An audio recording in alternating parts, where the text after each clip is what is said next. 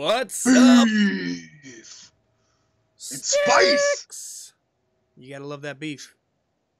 Gotta love that stick. It's the stick of lies. The stick of lies. You know what? Fuck. Just as soon as I heard that, as soon as he heard the sound, he knew he done fucked up.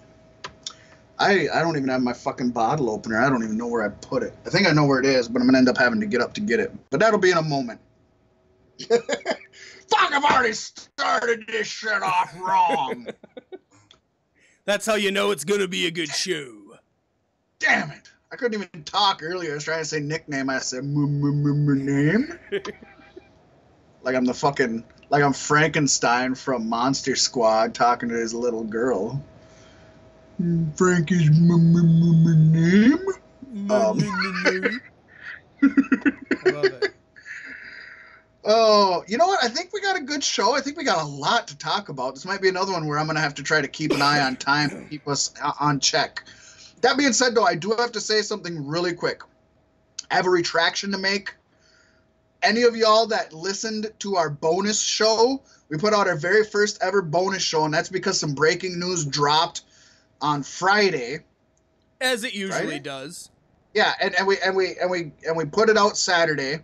But because it was huge news, anybody who watched the pay-per-view already knows Roman Reigns, Bray Wyatt were both off the TLC pay-per-view.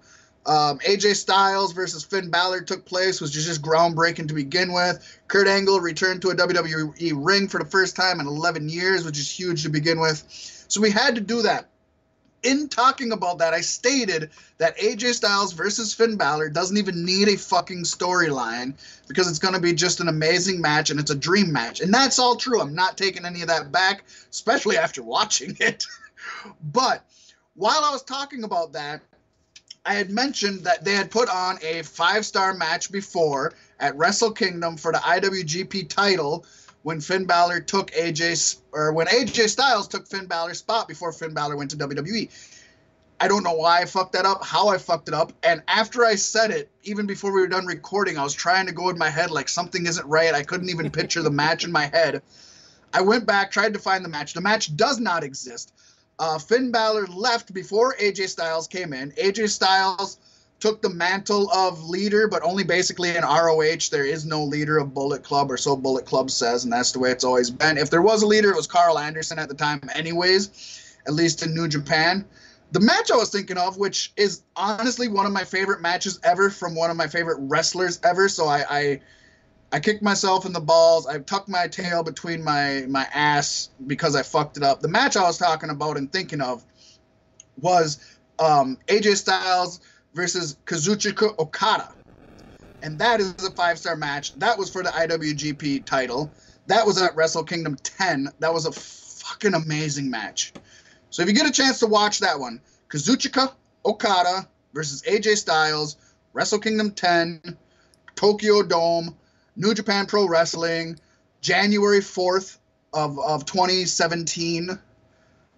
Beautiful match, but I apologize. I led y'all astray. Some of y'all were probably looking at me like you're stupid, you know, that's wrong, and the rest of you might have was looking it up and couldn't find it. So I apologize for that. It was an impromptu show.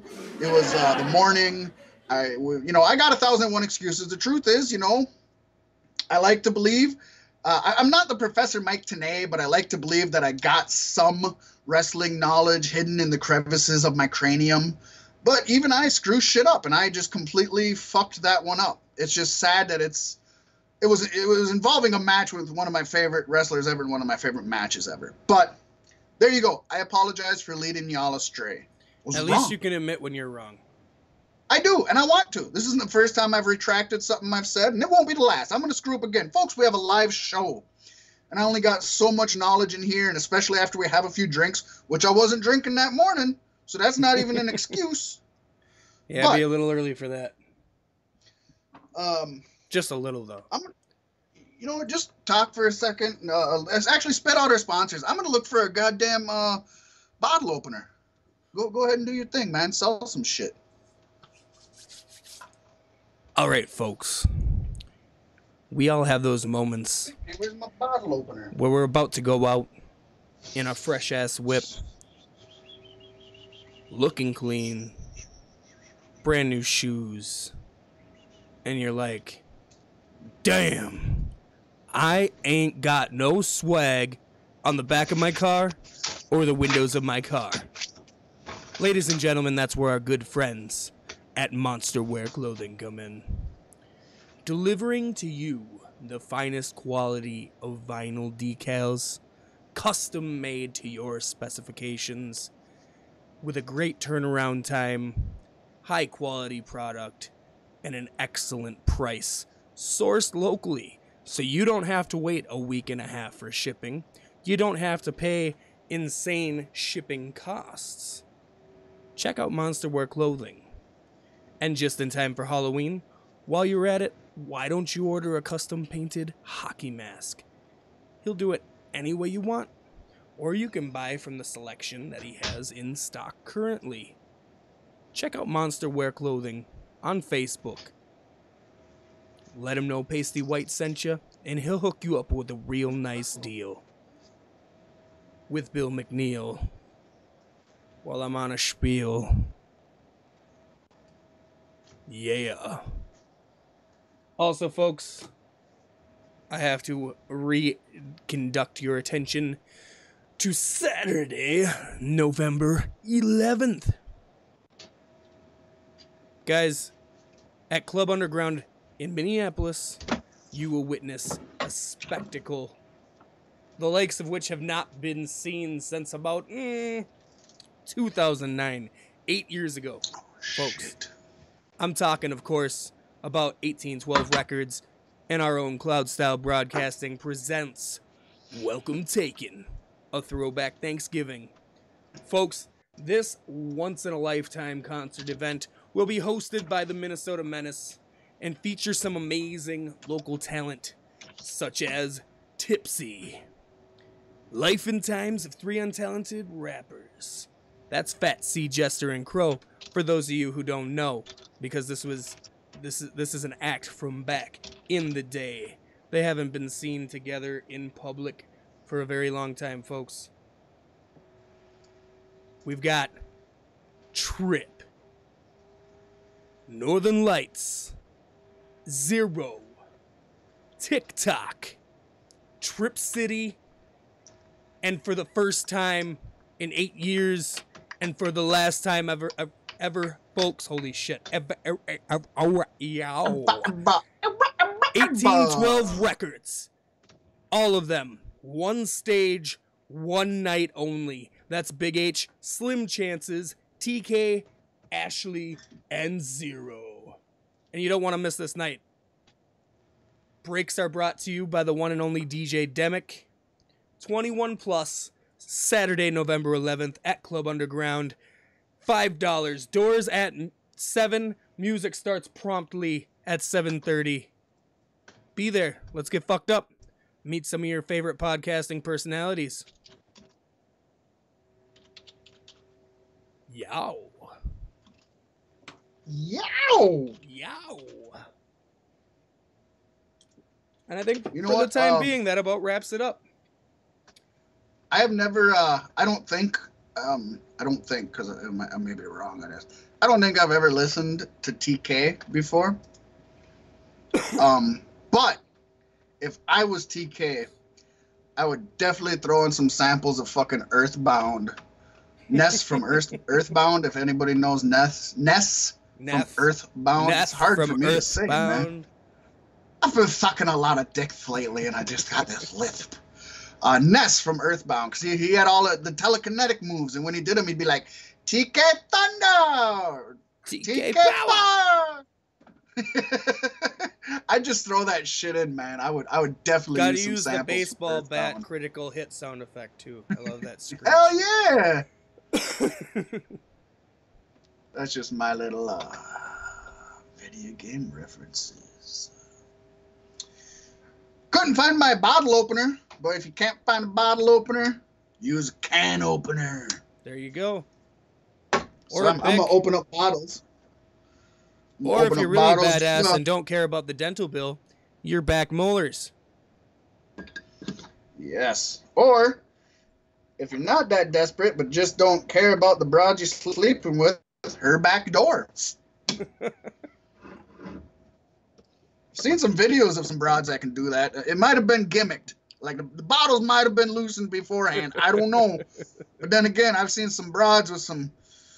So I mean, I know it's possible. Some titanium turd cutters, would you say? Yeah, exactly. That's what it is. Titanium turd cutters. You know, that brings up a point. We don't even have it in our news or anything, but you know, with all the changes that were being made and shit like that, and we are going to talk about Kevin Owens in a second. He was wasn't pulled. He left the South American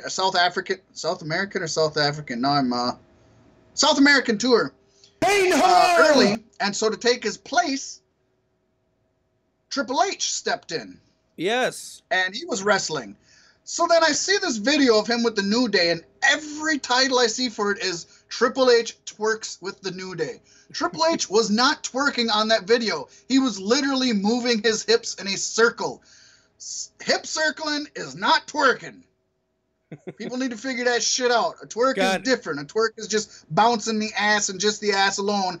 Hip gyrating has been around since the beginning of mankind. Twerking's only been around since 2009. He may not have twerked, but that was very reminiscent to me of something I saw on YouTube from a, I'm probably wrong to say indie promotion, but a promotion where they hypnotized them with music and everybody started dancing. Like everybody started dancing. And then everybody started I love some of the gimmicks from them indie promotions that are just so wild and whacked out. And I mean, look no further than Joey Ryan and the all-powerful penis. Did you see him with the Lego spot, man? No. He was facing the monster Abyss. If anybody knows Abyss, he's a monster. And if anybody knows Joey Ryan, he has this penis move where he grabs their hand with his penis. You could say they grab his penis with their hand, either way. But it's the old arm wrench, you know, that wrestlers would always do. They'd twist their arm and twist it again and twist it again. He does that, but just with his penis. No, look, Ma, no hands. And he'd do it with his penis, and then then at the end, he completely throws him over. Well, he did that with Abyss, and he wrenched it, and then he threw him over onto a bunch of Legos, which anybody knows Legos hurt worse than thumbtacks. It was a cool spot. Folks want to see it, check out Beef Sticks' Facebook page, because there is a video clip of it on there. So check it out. Check out our Facebook page. It is facebook.com/Beef Sticks Podcast. Don't forget to check out our Facebook page for Cloud Style Broadcasting. That is facebook.com/Cloud Style Broadcasting. You can email us at cloudstylebroadcasting@gmail.com. You can email me, fatmacbsp@gmail.com. Hit us up on Twitter @BeefSticksCSB. If you want to show a little love, if you want to give us a little something, hit up our Patreon, patreon.com/CloudStyle. Just Cloud Style, no broadcasting. And if you'd like to pump a little bit of change and become an investor in the company, go to our GoFundMe account, GoFundMe.com, search for Cloud Style Broadcasting. There's no limit to how much you can donate. You know what? Sam Roberts would be happy with me. Shill Mac Shill. I'm going to shill the shill out of this. I'm just happy because I can never remember all of our shit, so now I finally got it on a post-it note on my computer. So I'm just like, but now I need it lit up a little better because I got lights coming at me. So when I'm trying to read what's behind my lights, I can't see it as well. You'll have to buy a big board from Daktronics. I should just right there, and it'll just it's a crawler, you know, a ticker, and it'll just keep rotating all the way through. It just keeps saying the shit over and over and over. You should get one for your backdrop too, while you're at it. That would be awesome. That would be so just sweet. Download all the images there. That would be badass. Well, to be fair, I guess if I got a DVN, which would be an indoor, really close pixelated, I think they're like 4mm pixels in that, then you could get a pretty decent picture this close up. But to be honest, those kind of big boards are hard to get a good picture close up. Right. Well, you can hang it further back even. Daktronics is the best. Yeah, I could get it. I could put it on my wall. Fuck it. Just build it right into the wall. Hook up to the power. Just have it run right into it. And you had to go and bring up Joey Ryan's penis. Man, I made my wrestler on WWE 2K18. Bring up Joey Ryan's penis. I brought it up all right, baby. I made a wrestler on WWE 2K18, and they like simplified the process because you have to earn things and unlock moves and things to have different moves in the game. So you pick a fighting style, and it kind of sets you up for the beginning of the game. And one of my strong grapples, X and up, was the almighty penis grab, where you just grab their cock. Yes. I took it off after a while because that got really annoying. Like, I like doing heel things, but grabbing a man's penis every match is not my cup of tea bag. You may find this hard to believe. With the resurgence of WWE 2K18, I've started playing 2K17 again because I'm not going to buy 2K18. There's such small differences. I'm not going to make the investment. I think this year is probably the most worth it since the PS2 games, and that's well, yes, quite but a fucking bit. every year it's going to be the but no, I can't make that investment on something like that because I got kids to buy. You're not buying video games for your kids yet. I got kids to buy the video games for. Well, buy it for your son. So I'm not going to, so I started playing it, and this is the first time ever. Actually, it was yesterday. It was the first time ever actually did the My Universe mode, where like you make up your own shit.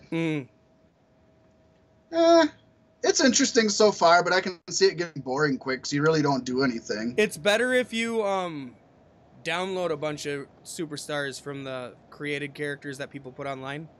Download a bunch of random shit and toss it into the shows like we used to do at drinking nights. Right now I have a tag team of Braun Strowman and Andre the Giant, which is badass. I got The Rock with Roman Reigns and the Usos, and I've got a bunch of them. I got Macho Man, Hogan, I got Hall and Nash. I got a bunch of them. So I do have them, and it's cool so far. Like I said, I could see it getting mundane pretty quickly, though. Yeah, I don't know. I really like 2K18, and I'm going to keep talking about it every week, I'm pretty sure. I spent the time to, I was reading up on it, and I spent the time to separate the brands. So, like, I got all of these characters will only appear on Raw, and all of these will only appear on SmackDown, so it doesn't get too convoluted. And then, surprisingly, my NXT, I've just got a whole bunch of jobbers, and then legends. Like all of my legends, like the other day right now there's a feud between Taz and Undertaker in NXT. Taz and Undertaker. So no, it's fun. We are getting way off topic, which I've been trying to not do. I'm good at that. So we need to get to beer, and then we'll get to something that is just too tweet. Brand new segment, folks. There? Pasty ale. Pasty ale. Refrigerator. What do you got? I got the refrigerator song. Oh shit! I'm my food and my beer, so you're my heart and soul. Refrigerator. Way off today.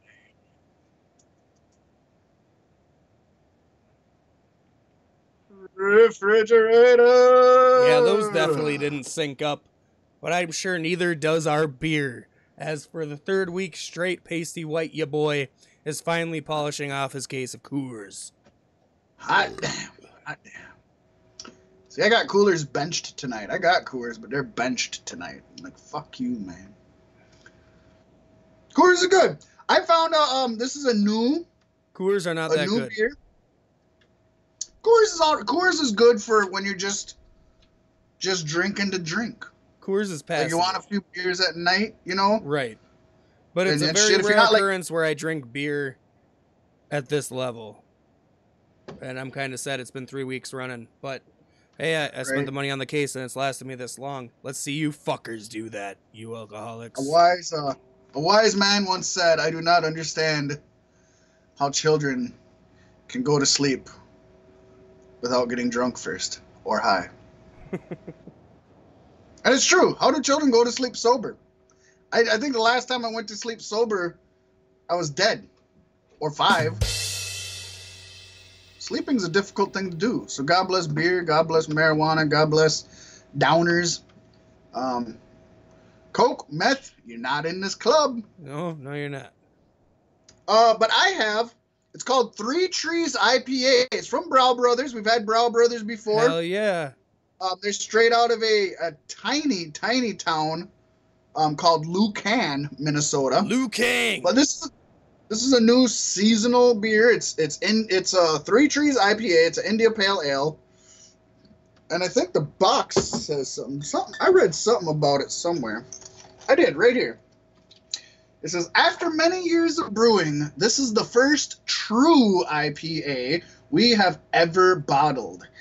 The rest of them were fake ones, folks. They were just regular old fucking stouts, and they put on the fucking initials. It's sad but true. I'm just kidding. Named after the iconic and grand maple trees adorning the brewery, Three Trees IPA is the result of years of testing, trying, and pilot batches.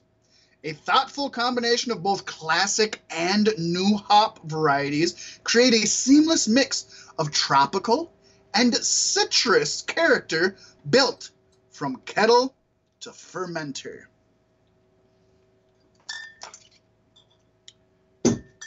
I say I don't catch as much of the citrusy kind of hints that they talk about, but it is a light IPA. And it has less of the super hop flavor that I'm used to. And maybe that's where the citrus just kind of knocks it out a little bit. Tropical, I don't know about tropical either. I don't taste maple either. But this is a much more... It's full of lies. It's full of bullshit. True IPA my ass. No, this is actually it's a darker, more heavy beer than you expect for an IPA, to be honest. It kind of coats your tongue the way a nice dark stout would. I think this is a stout. I think they're lying. Folks, good beer, they're full of lies. So go ahead and buy the IPA Three Trees fucking shit, but then go and spray paint liar all over the Lucan Brow Brothers brewery. Please do that.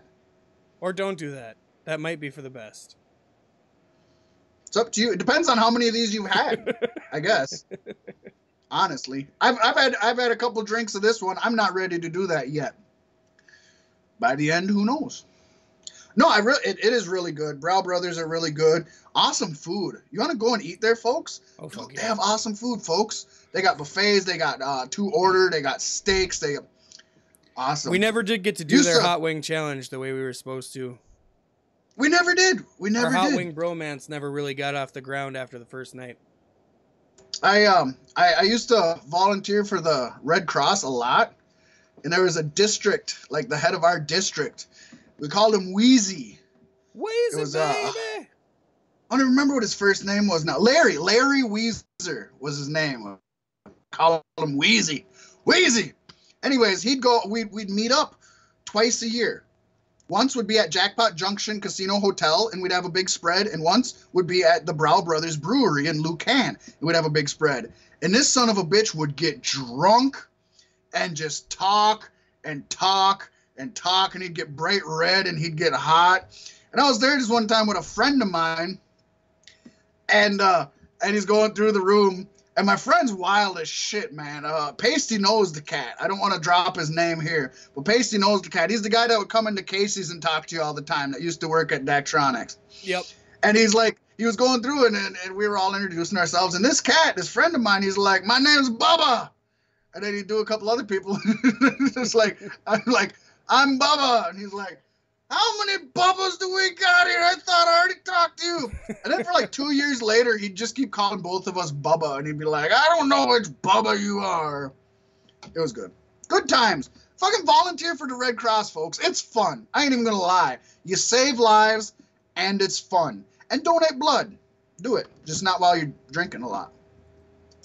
Well, you could. Just a little. It might be fun. Hey, if you go to a town in Minnesota called New Ulm, they have blood drives there where after you give blood, they give you free beer. Talk about a cheap buzz, folks. not only is it free beer, but you're already light oxygenized from blood loss anyway, so you're already a little tweezy and tipsy. So if you don't want to do it to save lives, do it to get a fucking free buzz. Nothing wrong with that either. There's really nothing wrong with that. I support it. You had to go and talk about another Bubba, and that just makes me think about when our producer, Matt Gerke, was mistaken for Cheeks. Cheeks! Fucking Cheeks! It's my man Cheeks! And since you look like Cheeks, I'ma buy you a drink! That fucker was getting free drinks all night just because he looked like somebody else. Like, how come I don't look like random fuckers? And then I worked with Cheeks, and Cheeks and Matt look very little like... Yeah, but everybody was half drunk by the time they were yelling Cheeks at him anyways. More than half drunk, let's be honest.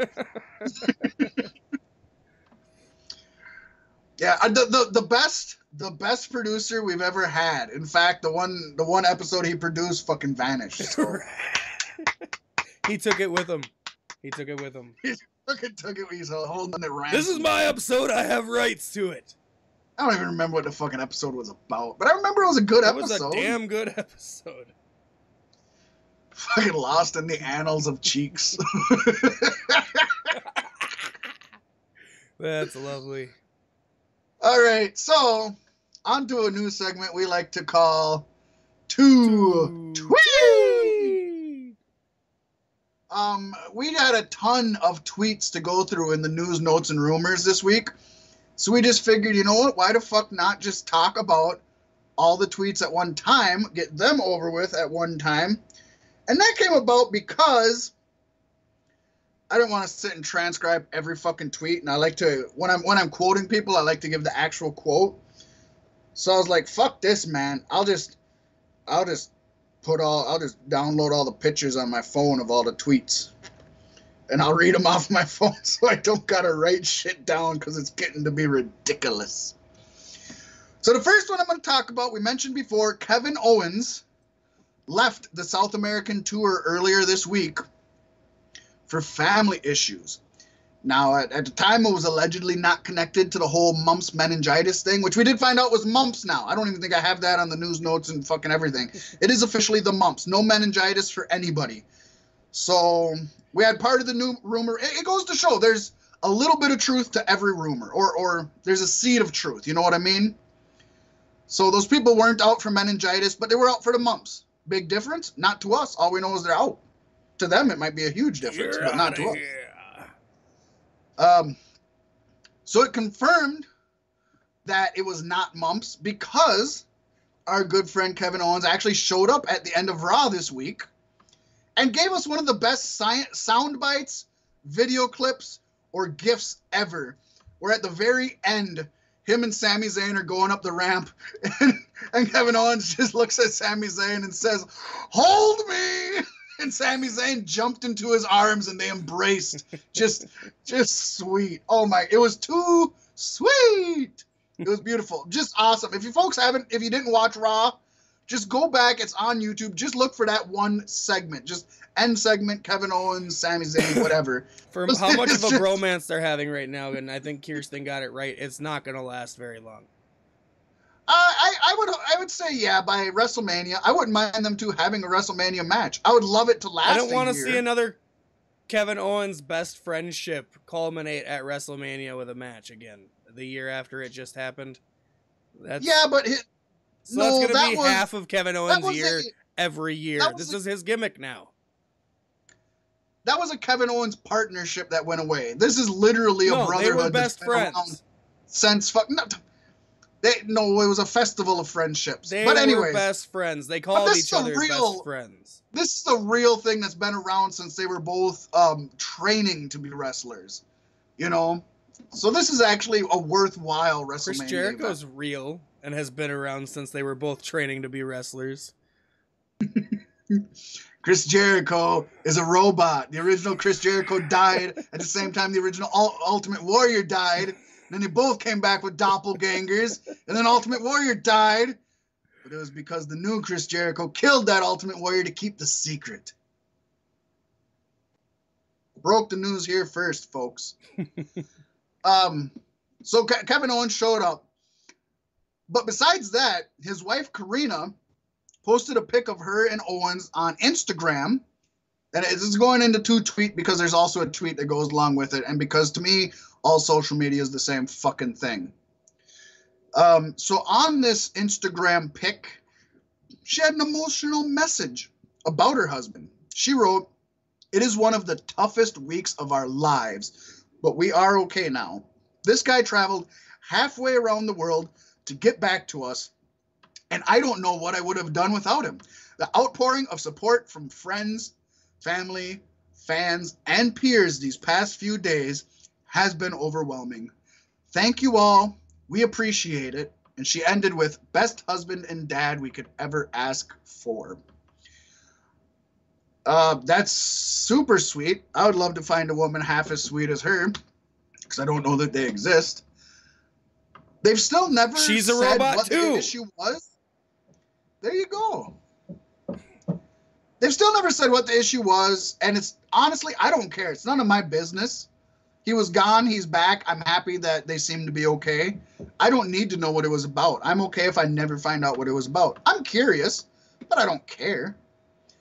Owens then took to Twitter to thank his fans, family, and friends for the support he received. He wrote, "The outpouring of support from friends, family, fans, and peers," which was the exact same wording that his wife used. I think he might have done just copy and paste. Copy and paste. Yeah, definitely. Heel move. Heel move on Kevin Owens. But the support from all of these past few days has been overwhelming. So, I mean, it's actually basically the exact same thing. It is. Not basically. It is legitimately the exact same thing.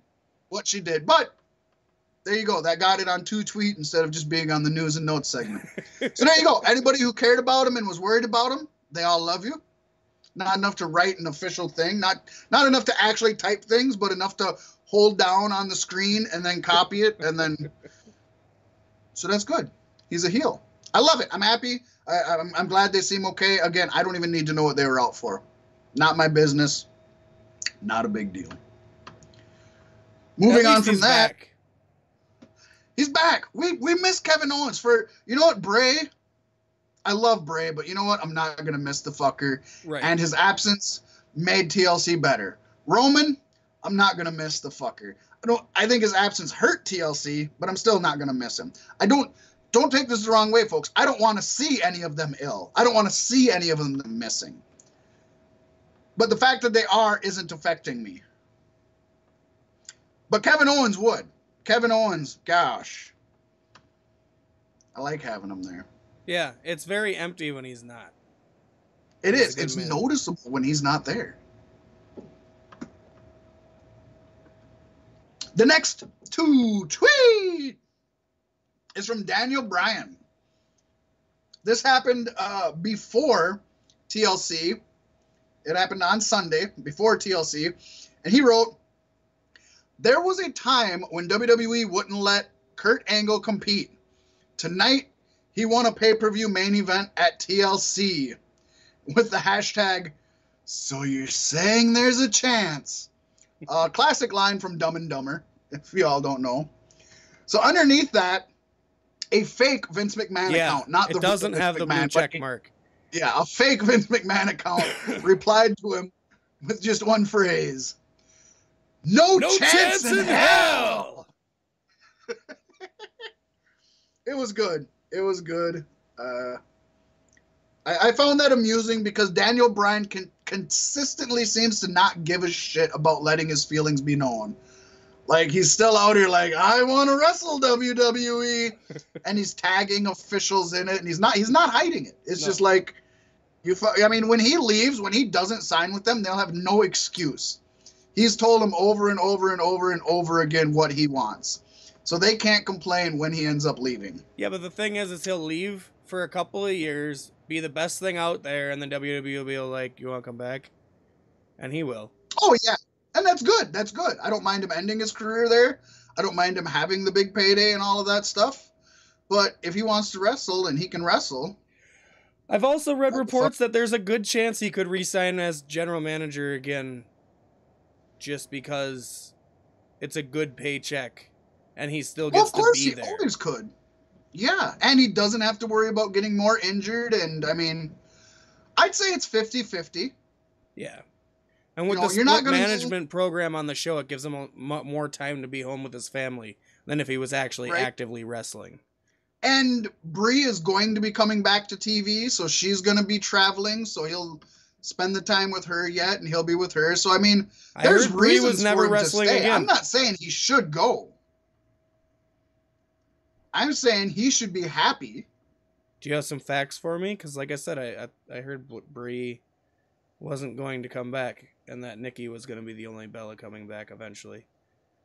Oh, Brie even said on TMZ that she was going to be back pretty soon, and that she wanted and that she supported Daniel Bryan with wrestling if that's what he wanted to do. There's a video. Yeah, look it up on YouTube. She's coming back fairly soon. They want to have them both come back together. The rumor is that Nikki's waiting for Brie to come back, or vice versa. I don't remember which it is, but yeah, Brie. As far as I know, Brie's coming back. I think that's pretty definite. And I don't blame her. She has no reason not to. No, she has a baby. They got money. There's people to take care of the baby. No, they don't need. They're hippies. They want to take care of their own kids. They're hippies that get multi-million-dollar contracts. You almost can't be those two things at the same time. You can pretend, but you almost can't be those two things at the same time. I don't know. I don't think they make impossible. multi-million-dollars in a year. I know, like, even Nia Jax's contract is like $101,000. Even with their clothing line and all of that, you don't think that they make multi-millions a year. I'm not talking about just from WWE. Oh. I'm saying that they themselves, the two of them together with all of the things they do, are worth multi-millions.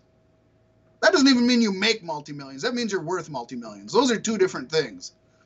A lot of wrestlers are worth more than they ever get paid. Yeah. Most of them.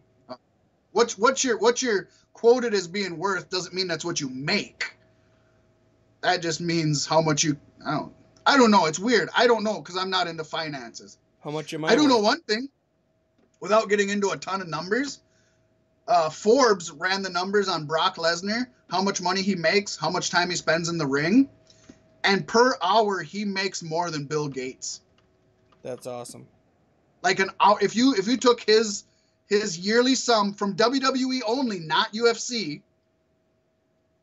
and you divided that in the number of hours that he spent in the ring, he makes more money than Bill Gates's money divided by the amount of time that he works weekly. Fucking insane. Yeah. Very insane. Moving on from that, we're behind schedule, but that's all right. Impact Wrestling put out a tweet because all official news needs to come out through Twitter now. So says Donald. They put out a tweet telling us something we could see coming.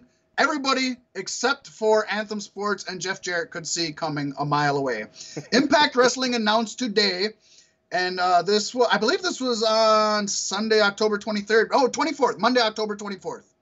Impact Wrestling announced today that it has terminated its business relationship with Jeff Jarrett and Global Force Entertainment, Inc., effective immediately. There is no more GFW in Impact Wrestling. In fact, I seen a picture backstage from the latest show that they had just ran shortly after that, and they still have the GFW title, but they threw a Impact Wrestling sticker over top of the GFW. God, I love them. So, yeah, Drew Galloway's holding it with a fucking sticker just slapped over top of it. I feel worse. Well, first of all, I feel worse for Jeff Jarrett because not only did he just get let go from the company he founded twice now, but I believe he truly wants the best for wrestling and wants to make an impact, no pun intended, in wrestling. But also, there were reports of him being not fit again to wrestle. Promoter, he was working for an independent promotion, and the promoter thought he was horribly unprofessional. And as of I want to say early today, maybe it was late yesterday, but at least as of early today, Jeff Jarrett has apparently officially gone to rehab. I can't think of what the word is, but he went into rehab. Checked into. Thank you. That's what I was looking for. Jeff Jarrett has officially checked into rehab. Well, this guy did. There's different people here. There's more than one guy. Yeah, so he has officially checked into rehab. It sounds like it's mostly all for alcohol, which, by the way, folks, shame on you. Alcohol is a demon, and it's horrible, and shame on you for your alcohol consumption. Yeah. All of you. Refreshing. Fuck, that's refreshing. No, I hope the best for him. If he needs help, I hope he gets the help he needs. I'm not a Jarrett hater. There are a ton of Jarrett haters out there. I enjoyed him in NWA. I enjoyed him back in the Jarrett promotions. I enjoyed him in WCW. I enjoyed him in WWF. The Good Housekeeping match with Chyna, as tacky and stuff as it was good. I enjoyed him in TNA and as a champion. I owe him a ton just for creating TNA, because TNA and Ring of Honor is what got me through a period of my time when I would not watch WWE. Right. And for good reason. And still to this day, like I said, I thoroughly, honestly believe he tries to do what is best for wrestling. He may not know what is best for wrestling, but I think he honestly tries to. Vince McMahon fucking doesn't know what's best for wrestling. And I think it's different. I think Vince McMahon only wants to do what's best for the WWE shareholders. And that's his job right now. That's not even a bad thing. I'm not saying it's negative that he does that, because it's not negative. I don't think Jeff Jarrett is trying to just do something to make people money. I think he has a passion for the business. He's a third-generation wrestler. Not only did his father, Jerry Jarrett, run, I'm going to come up, I want to say Mid-South, but it's not Mid-South. But he ran the Nashville territories down south. Actually, I think he co-ran some of the Dallas territories also, Dallas or Houston. So, some folks who know wrestling better than me, because I fucked up last time with Kazuchika Okada, help me out here. But anyways, he ran those. And Jerry Jarrett's father, which would be Jeff Jarrett's grandfather, was a wrestler, and his grandmother was a promoter. So they worked together. So he's a third generation from both maternal and paternal sides. You know what I mean? Yeah. I feel bad for him. He may not be the most gifted wrestler or the most gifted promo, but he's good at both. And he has the passion. He has the passion. He's just gone a little bit crazy over the years. And I mean, that snapping point happens for everybody. Yeah, it's happened to me a few times. So I think I'm in the middle of it right now. Oh. And we'll get into this later on in the news, but it definitely seems like Impact Wrestling itself is kind of taking a page out of the book of Jeff Jarrett's crazy side schemes. Yeah, ain't it the truth? Although it wouldn't be the first time for TNA doing things like this. But yeah, and WWE has done stuff like this. But I agree. And in a Too Sweet related tweet, a fan, well, actually I don't know, it's a verified Twitter page, so it must be somebody who's more famous than me, but I don't know. His name is Luis Paez Pumar. It's not Perez, it's Paez-Pumar. Never heard of the guy. Anyways, he tweeted AJ Styles saying, Vince McMahon really flew AJ Styles from Chile to Minneapolis at the last minute just to throw a televised middle finger in the Young Bucks' face. Honestly, pettiness goals. And then he posted a picture of the Too Sweet that Finn Balor and AJ did that we will talk about coming up. AJ Styles responded to this Twitter saying,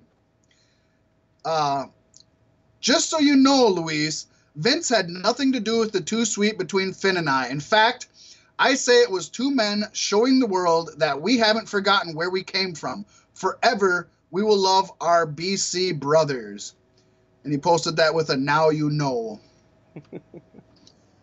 So a lot of people said that was a big FU to them, and part of me thought that the first time I seen it was a big FU to the Bullet Club, or at least that it was going to cause controversy, which it has.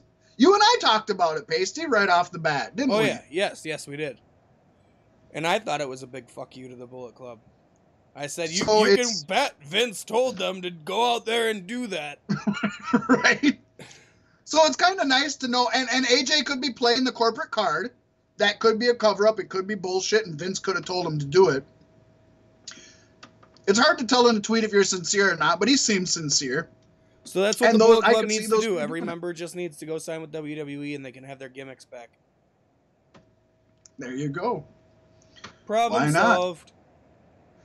Problem solved. This was one I liked.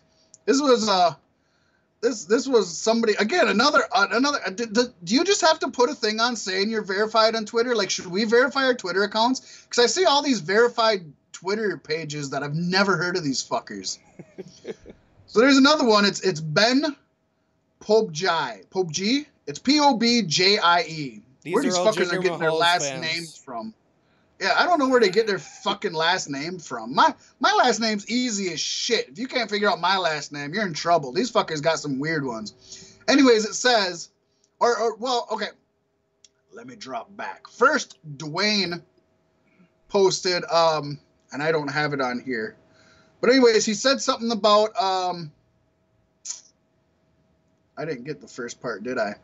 He posted something about TLC coming up, and I think it was to, anyways, he was talking to some of the wrestlers, and he said, go have fun, #TLC, it'll be a good night. Something like that. I apologize that I'm off on my Twitters. We threw this together at the last minute, this whole 2-tweet segment, so I should have had it taken care of. I don't. Anyway, basically, he put a post out about TLC, how he's excited for it, have fun, this and that. So this Ben Cat said, Dwayne, wrestling isn't real. It's time you knew. So The Rock, Dwayne Johnson, replied to that and said, I like the dry wit. Correct. I do, in fact, know wrestling isn't real. That's why I said, quote, have fun, unquote. I also know you can go fuck yourself.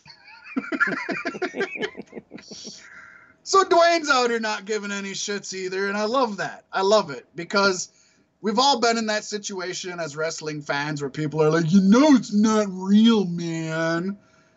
And you just want to look at them and say, you just spent fucking $20 to go watch a movie in the theaters that's not real, man. Right. You still fucking enjoy it.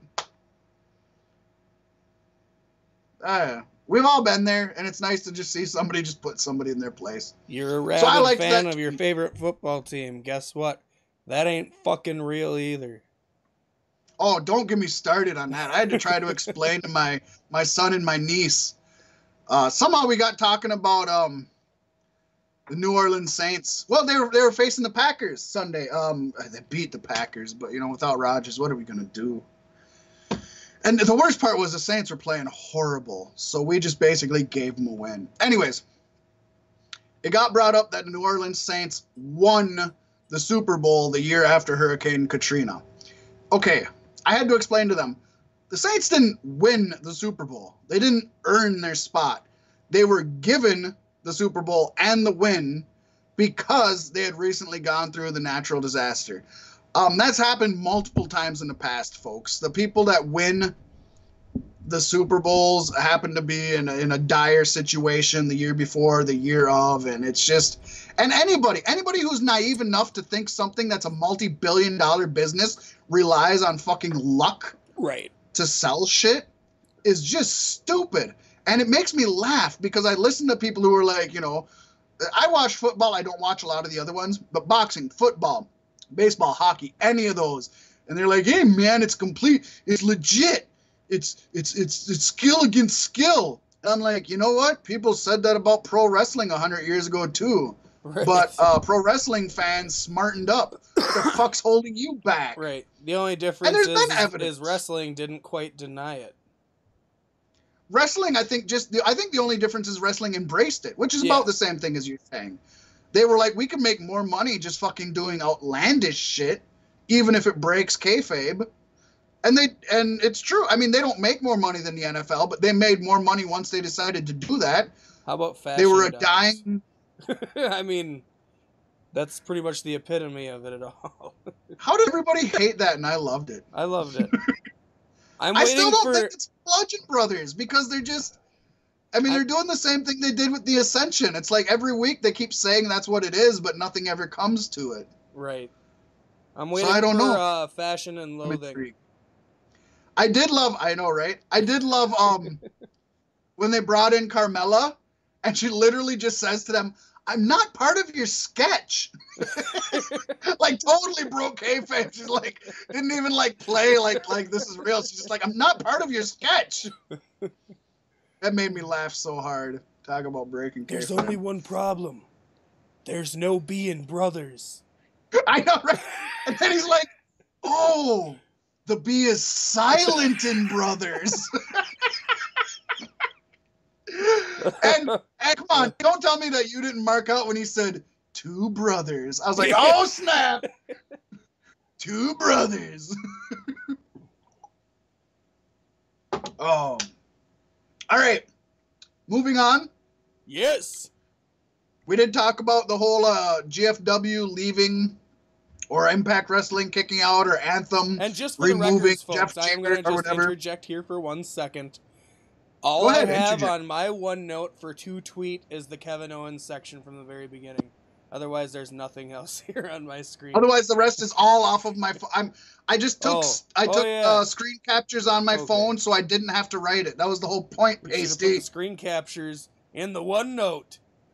But then I gotta screen capture them all. Then I gotta send them all to my computer. Then I gotta upload them all to OneNote. That's just as much work as transcribing them. So now you broke kayfabe. I was holding my phone right next to the camera, so it looked like I'm looking at the camera. I got shades on. They don't know where I'm looking. Hey, I was looking right next to the camera, holding the phone. I'm too busy pulling strings behind the scenes, making the show work. I'm feeling awkward. My shoulders sore. My fingers are cramped from holding my phone, but I'm trying to make it look good. Now I'm just going to do this because you blew the whole shit out. So now I'm doing this. All right? This is how I'm reading. Show them the tweets. Here it is. There it is. Here. I'm not even going to say just... Oh, yeah, because some of our fucking listeners are listening and not watching. Yeah, but you got to give the bonus to the people who are watching. Bonus. All right. So we talked about all shit's still going on. Shit's still going on. GFW, Jeff Jarrett's gone. I'd say for the last, I wouldn't say 5 years, but at least the last 3 years, I think every day is just a question mark for anybody working there. But that doesn't necessarily mean it's a negative either. But that being said, Bubba Ray Dudley, who was a big star in TNA and was there for a long time, he's another one of those people folks don't realize spent more time in TNA than WWE, and arguably had some better matches in TNA than WWE. He tweeted, "To the TNA locker room, once again, hold your heads high and keep performing your asses off. It has never been your fault." And then Gail Kim responded with, "Thanks, Bubba." And I was like, you know what? I'm there for you, baby. I'm there for you. And then I remembered she'd married to Robert Irvine and he'd beat the fuck out of me. So then I retracted my tweet. But no, that's good. What I love about that is not only did Bubba Ray, Bully Ray, give his support to the talent and emphasize what I think most people know is that they have some of the best talent on earth in Impact Wrestling. It's all backstage shit. But he never attacked anybody. He didn't attack Anthem. He didn't attack TNA, Jeff Jarrett, Dixie Carter, backstage. All he said is, it's never been your fault, talking to the talent. So I thought that was very mature of him. And for pro wrestlers using Twitter, you don't find a lot of mature statements. So that was cool. Here's one I just found amusing, and it is wrestling related. I wouldn't call it breaking news, but I just love this. It starts out with a Hulk Hogan tweet. It says, "Brother, It's about time I give myself a stone cold haircut. HH. He always ends with HH. That's how he just ends his stuff. About time I gave myself a stone cold haircut, brother. HH. So Stone Cold Steve Austin replied saying, embrace the dome, brother, with the hashtag bald is cool. And then right after that, Ricochet, some of you folks may not know Ricochet, but Ricochet, we talked about him last week or earlier this week at our break. He posted a thing saying, Hulkster's cut is iconic, but bald is the new sexy. Hashtag bald brothers. With Ricochet, his head shaved also. So, you know what? If Hulk Hogan shaves the golden locks, man, that's going to be huge news. I don't know. I don't want to see it. I'll get used to it, but I don't want to see it. That's like him missing the Fu Manchu. You just don't do that. Don't touch the chew. He should just come out like completely shaved at WrestleMania. Just fucking clean balls and everything. Let me tell you something, brother. My balls are smooth and clean. You could eat peas off this shit. Right. Who wants peas? See? It is 10 inches. Right? When I'm in character, motherfucker, it is. What if it was? What if, like, when he goes out there and the adrenaline hits, it just, like, and the motherfucker just grows, just like no wonder hulking the up. man can't keep a wife. Right? What if it hulks up? How come they get Big Hulk?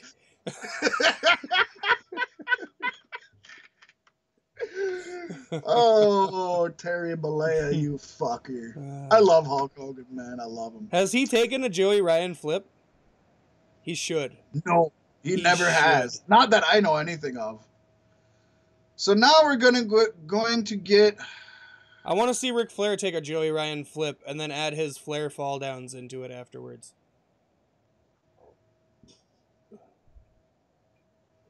Where am I going to get to this now? I'm out. Man, I didn't get to put this in order. Flair. Okay, so at one point... Okay, you know what? I think I have this in reverse order. So By the way, my Ric Flair Funko Pop wears the exact same entrance robe that Edge had borrowed. No, Edge borrowed from Ric Flair for his WrestleMania main event. Oh, yeah. Nice. Is that the red and gold one? Pink. Pink? Okay. Yep. Cool. Pink and purple. So somebody had posted about Kenny Omega being the best in the world on Twitter. So Chris Jericho responded with, best in the world, ? Kenny Omega isn't even best in Winnipeg.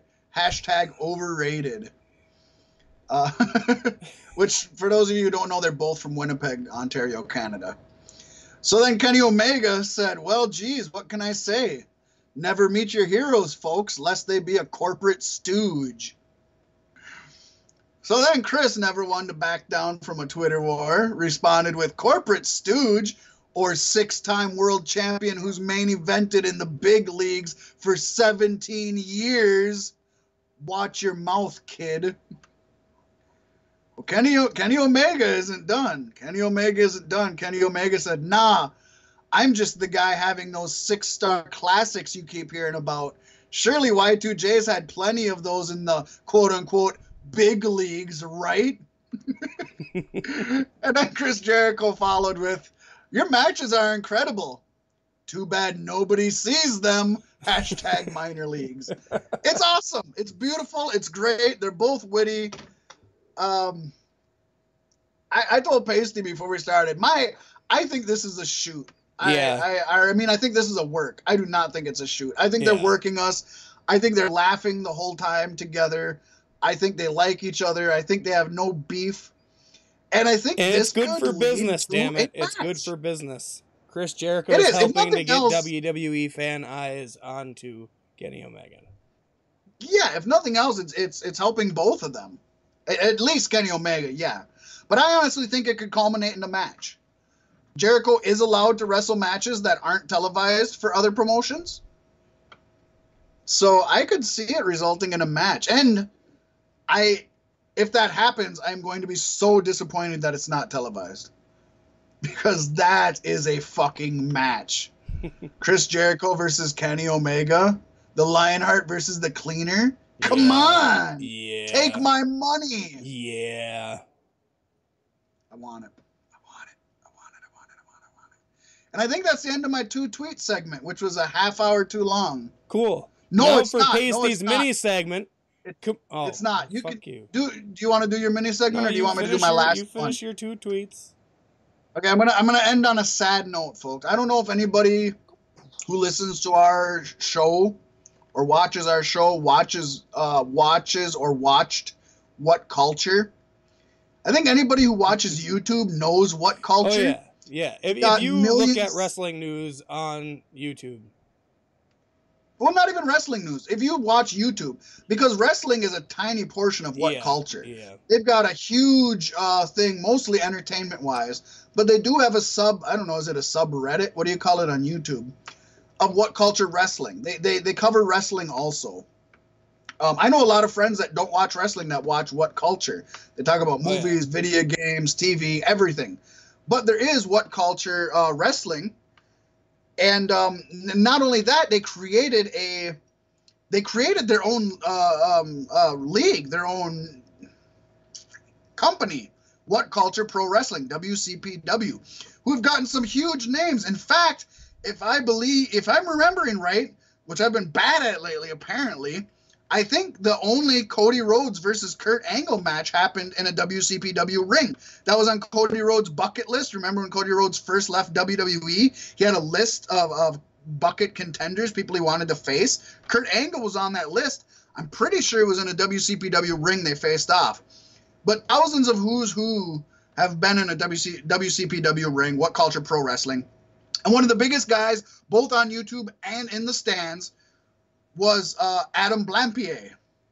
Yes. He was a manager, a heel manager in the wrestling portion of it. He was a correspondent in What Culture, the wrestling channel. They had many segments that he was part of. He was great. Loved him. Him and King Ross, man, they were the shit. Simon Miller's all right also, but he's still there. Anyways, a bunch of them left to start their own thing called Cultaholics. And not only that, I believe What Culture Pro Wrestling also was going to continue on, but under a different banner. They took What Culture Pro Wrestling with them. And I don't think it's going to be called Cultaholics. I had read the name of it somewhere, but I didn't put it into this research here, so you're not going to get it. Long story short, one of the biggest names in the leaving of What Culture and in the forming of Cultaholics is under fire recently. Some bad shit came out. This is what he put on Twitter. He put on, "I'm going to go away after this. I just wanted to say one more thing. Please don't attack the women for I should say what he's talking about, I guess. So he got in trouble for manipulating women for sex." That's what the original headlines were. Adam Blampier, manipulating women for sex. I mean, I go Cosby mode right away. Like, I think of Cosby. I'm like, oh shit, it's Cosby, it's Weinstein. You know, all this shit's coming out. There's Donald Trump. There's just... So my first thought is, he's in the entertainment business. He's in the pro wrestling business. So basically, he's pressuring women to fuck him to get a position either in the wrestling ring or like an intern in What Culture Pro Wrestling to move up the ladder and get her own show or something, right? Right.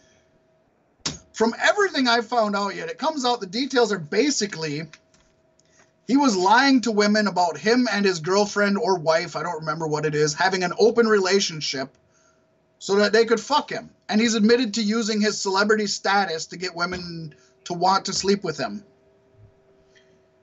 In my world, he did nothing wrong. I don't think there's nothing morally, legally, or something wrong with lying to a girl saying that, well, my girlfriend thinks it's okay. He didn't drug her. He didn't pay her money. He didn't offer her a spot on the show. He didn't, rape her. As far as we know, things could come out later, but as everything that's come out is that he just told other women, apparently some that were close friends to him, that him and his girlfriend had an open relationship, and so he fucked them.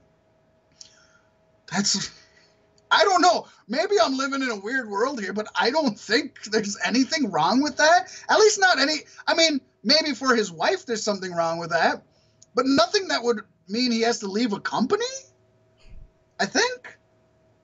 Maybe. So, with that being said, he says, I'm going to go away after this. I just wanted to say one more thing. Please don't attack the women for speaking out. I didn't mean for the statement to seem self-serving. I apologize for that. I don't expect or want praise or defiance right now. Or defense right now, I'm sorry. I just want you all to know so that I never hurt anyone ever again. Please be kind and understanding to the women more than I was. I did read somewhere, I haven't seen the video, there's a video of him talking to a drunk girl trying to convince her to fuck him. Which, again, if you ask me, isn't necessary. I mean, at most, that's a gray area. If a woman's so intoxicated she passes out and you fuck her, that's rape. If a woman's really drunk, stumbling out of a nightclub, and you say, hey, grab my junk, that's not bad. That's like finding a quarter on the street and picking it up and putting it in your pocket. Maybe it's theft, but it's not really morally wrong. So I don't know. I got a twisted world view sometimes. So maybe I'm wrong about this, and maybe he's a horrible beast.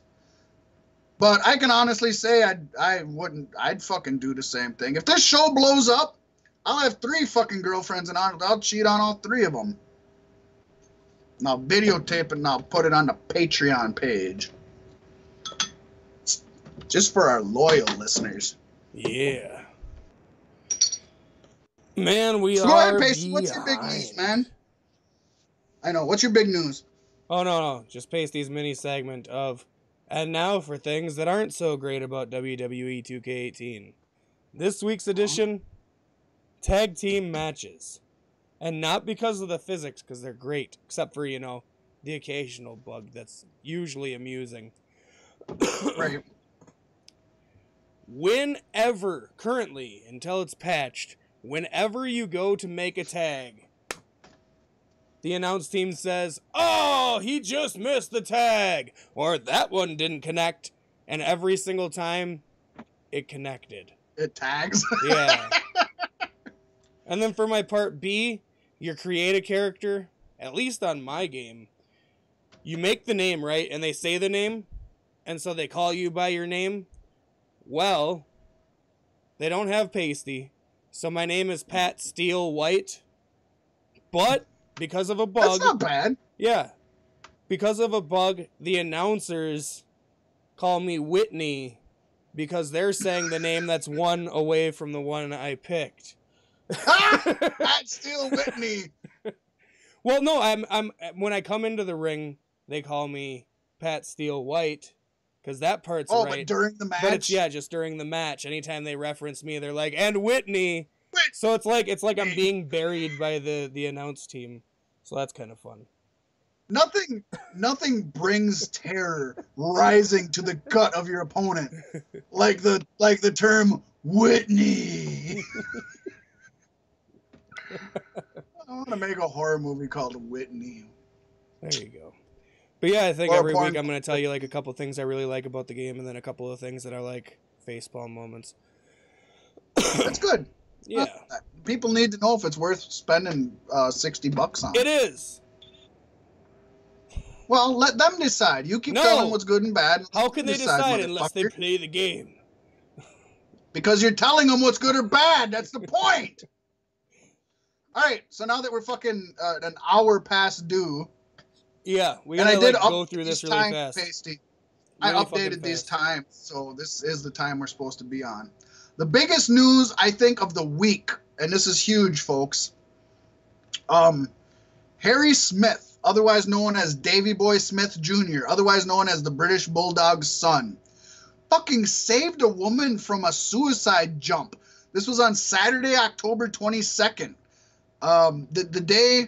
The day that you motherfuckers were watching TLC and eating fucking hot wings, drinking beer, this cocksucker saved a life. He's been a long-time successful professional wrestler. He spent some time in WWE.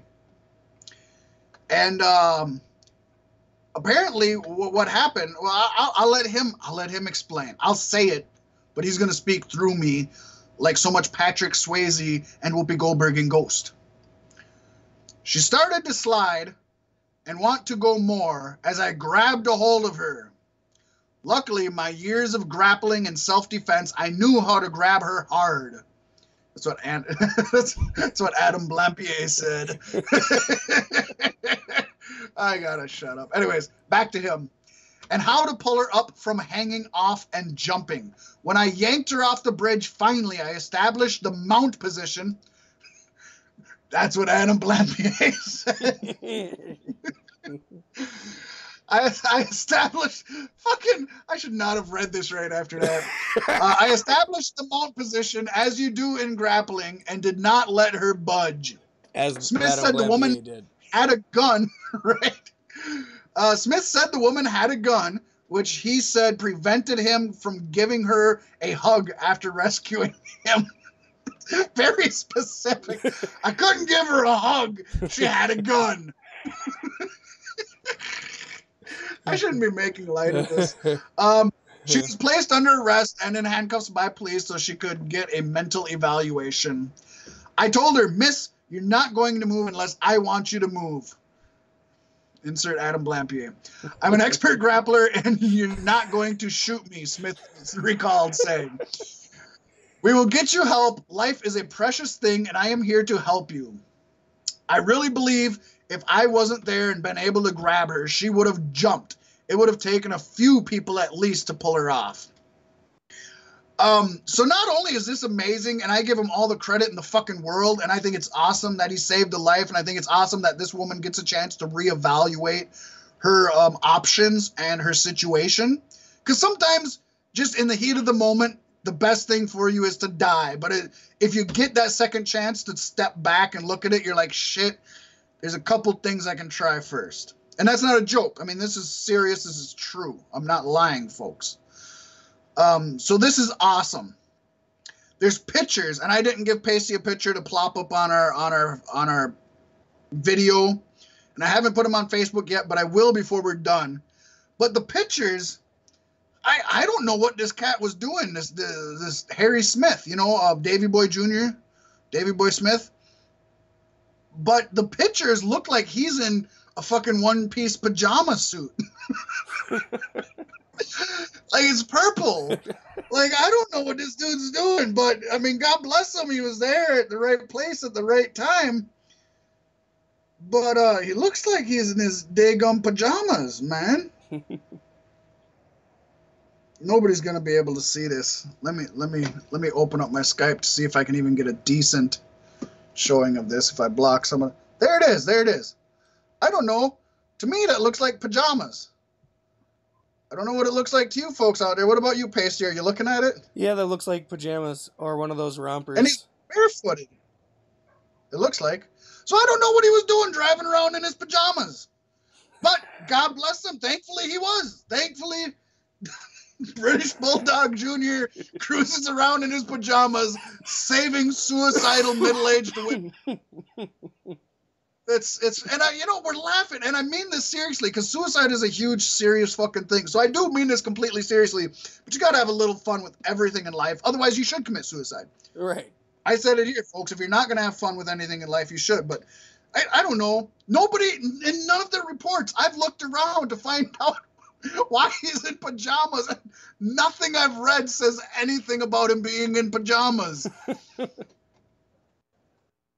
So maybe they're not pajamas, but I don't know what outfit he's wearing. So I'm going to keep moving on after the pajama thing. There's a couple things I'm going to skip here, folks, and maybe we'll talk about them next week. I highlighted them. So we touched on this a little last week, but now anyways, like me going to the doctor about my fucking illness that they won't fucking take care of, we're getting conflicting reports coming out about Nia Jax. First of all, Dave Meltzer of the Wrestling Observer is reporting the situation with Nia in WWE has gotten overblown and that it really isn't much of a story. For those of you who didn't hear last week, Nia Jax has been missing. Some people said she walked out. Alexa Bliss said it's not so much a leave of absence. Some people said she's injured. We don't know, but she's not wrestling. We know that. We know she's not on the road. We know that. Meltzer noted that Jax, just a few weeks off from the European tour. What? Meltzer noted that Jax just just a few weeks off. Pajamas are in my brain. Yeah. So Dave Meltzer noted that Nia Jax has just a few weeks off until the European tour, which will kick off November 1st. Only a few days away, folks, so maybe we'll figure this out. So Dave Meltzer has been pretty reliable. I usually say he's about 50-50. Let's say he's about 55-45. I think he's more right than wrong, but he reports a lot of shit. So PW Insider, which is also a pretty reliable source, backs that up. According to them, it appears as though Nia Jax is nursing an injury, posting Nia Jax may be out with a bad back. So there's two reports from two different established folks saying pretty much the same thing. Now, according to Sports Illustrated, Justin Barrasso, which, by the way, has actually been putting out a lot of news lately. They're paying attention to the wrestling world, and I think most of the stuff that we've reported him saying on Beef Sticks has been true. Yeah. Oh, yeah. So here again, he's saying the reason behind Nia Jax's much discussed leave of absence, quote unquote, has been uncovered. Sports Illustrated learned that Jax balked at the idea of losing clean to Sasha Banks at TLC. She called her cousin, who we talked about earlier, who happens to be Dwayne "The Rock" Johnson, and asked for his advice. And according to Justin Barrasso of Sports Illustrated, the Johnson encouraged her to walk away if she's unhappy. And that seems to be what she's done. So, as we've stated many times before, folks, we're not getting calls from these people. We're not talking to them face to face. We don't have a personal connection to them. We're reporting the news we're given. Not yet, correct. So as of now, everything that we report, hey, it's a rumor. Even if it's said it's confirmed, we'll tell you it's confirmed. If it's not confirmed, I like to believe we state that it's rumor. We reported last week about Nia. This week, this is what we got. We're giving you two sides. It's up to you to decide what's going on, or just don't decide and wait and see what happens. If she comes back, Meltzer's right. If she doesn't come back, then Barrasso's right. Maybe nobody's right. Maybe she tried to jump off a bridge and David Hart Smith fucking caught her in his fucking pajamas. Maybe. He's just holding her down. You can't go back. Don't do it. It's career suicide. He was gonna give her a hug, but she had a gun. That's great. I'm gonna use that quote randomly. I was gonna give him a hug, but they had a gun. Well, that needs to be a t-shirt. That does need to be or a t-shirt. I was gonna give her a beer koozie, but she had a gun. All right, moving on. Rumors of Survivor Series. How's that? John Cena is rumored to return to referee the Survivor Series main event. He has been added and then removed and then added and then removed from promotional material for Survivor Series just within the last month and a half. But now Dave Meltzer and a lot of other wrestling media outlets are reporting he is going to make an appearance at Survivor Series, being inserted as the special guest referee for the Lesnar-Mahal champion versus champion match. I don't like that. So we could see him there. It gives them the payday, I guess. I would much rather see Cena be the referee for the 5-on-5 traditional elimination match. Especially if we don't Kurt have Angle a 5-on-5 leads Team traditional Raw. elimination match. We have a women's, we have a men's, we have a this, we have a that. You mean the men's 5-on-5 Raw versus SmackDown? Yeah, especially if Kurt Angle leads his team and Shane leads his team. Like, I know they're You know what? going I to. guess that kind of makes sense because he's allegedly a free agent. Yeah. So he has no allegiance. But I guess that also makes sense with the main event, right? Yeah, but it's better in the symbolic match of the pay-per-view, in my opinion. Is there a symbolic match for Frankly, all this is doing is building up for John Cena versus Brock Lesnar. If we have any time to talk about it, we're gonna get into the fucking symbolic meaning of we got a Survivor Series, which I got nothing to fucking positive say about it. All right, speaking of that, PW Insider is reporting that WWE is interested in bringing back the King of the Ring. Yes. Not like you would think, not the single elimination tournament we all know and love. No. What they're going to do is they are contemplating starting the fucking long-rumored United Kingdom show, and they would use the title King of the Ring for that weekly show, which, by the way, may or may not be on the network. It'll definitely air in the United Kingdom. It will not air on any cable or broadcast stations in the United States, and probably would air in the network, but may or may not. I'm not going to hold my breath until I see it, because don't do that, because you can bring they bring the tournament back like every 5 or 6 years, or sometimes it's longer. Do that. Don't. I like it, and make it a network special. It doesn't even have to be on WWE TV. Yeah. Just don't make it bastardize a legacy by making it a weekly show. There's 1,001 fucking terms you could use for a United Kingdom show. Hey, you know what? You want it to be monarchic? How about the Royal Rumble? Right. Just kidding. But nonetheless. Moving on, Ronda Rousey is officially training at the WWE Performance Center with her 4-horsewoman stablemate, Shayna Baszler. She is not officially signed to WWE, folks. That is not what we're saying. We are saying it has been confirmed that she's training in WWE's facilities in pro wrestling. I'm just going to skip the pizza, even though fucking I love the pizza thing. Well, I brought it up earlier. You have to hit it quick. All right. So I'm going to do this quickly. GFW is no longer with Impact Wrestling or Anthem Sports, but Impact Wrestling is officially unveiling today at Crust Crate in Ottawa, which is where they're going to be holding Bound for Glory during the press conference, that they are going to be doing a special, they're going to be selling special items in their pizzeria. 2 pizzas and a cocktail. Folks get to vote on which pizza that they're going to keep there, and this Crust Crate of Ottawa is going to keep making that. For the record, the 2 pizzas not only sound delicious, but they seem very Impact Wrestling / TNA-like, because they're overbooked as fuck. Right. Ton of shit on them, but they seem delicious. So I'm going to go quickly, but listen to me. The first one is called a Sriracha Scissor Kick Pizza. The Sriracha Scissor Kick Pizza will include spicy jerk chicken, roasted corn, black beans, salsa fresca, red onion, jalapeno peppers, with a sriracha drizzle sauce.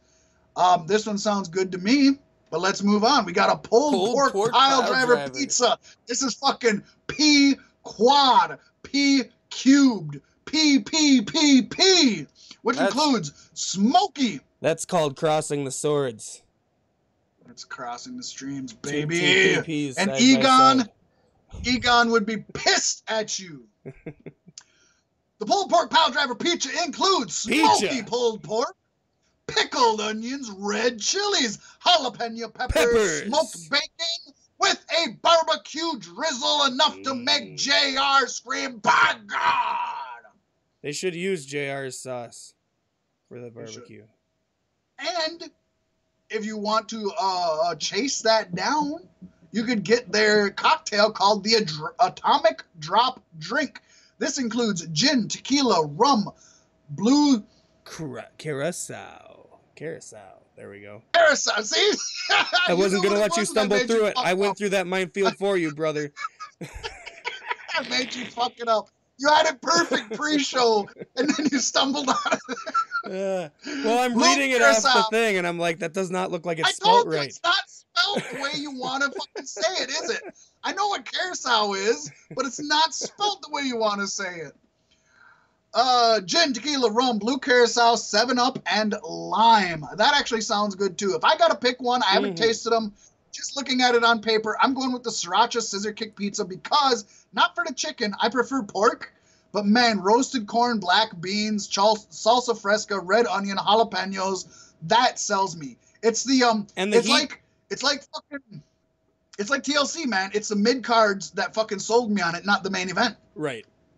And I don't know. I think that spicy chicken would be fucking amazing with the atomic drop drink to wash it down. Oh, probably. Heat and booze play so nicely. So there you go, folks. Impact's doing stuff. They're promoting. They're doing stuff. See, when they announced this, I didn't read the article, but I laughed when I went past. I'm like, they're gonna be selling their own Impact brand pizza at arenas everywhere when they travel. Come get your Impact pizza. Impact Pizza, buy it now. But it's no stupider than fucking WWE fucking ice cream bars and shit. Is it, honestly? Honestly? No, it's not. Pasty, we're on time. Sons of bitches. We're on time. Holy shit balls. That's what I said. So, as far as I know, unless Pasty has come up with something within the last half hour, I do not have a Jerry of this week. Pasty, do you know a Jerry of this week? No. Motherfuckers have been keeping their assholes clean. Who were the women in the pre-show of TLC? Sasha and Alicia Fox. Alicia. Yes.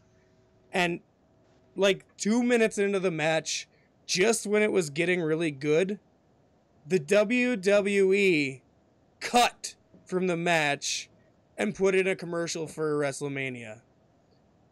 And then came back to the match. And I hate seeing that on a pay-per-view because it's on the network and we fucking know. That's pretty normal, but it's definitely worth a Jerry. That is a Jerry move to do. Yeah. When we're already paying you to watch this and we're streaming it on your network. And I was actually into the match at that point. Like, oh, this is getting good. And then they cut it for a fucking WrestleMania commercial on the pre-show. Right.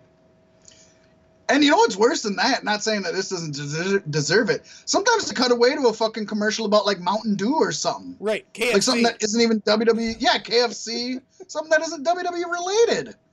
It's like, really? I'm watching a commercial right now? Speaking of that, when is Netflix supposed to up their price, Loke? I don't know.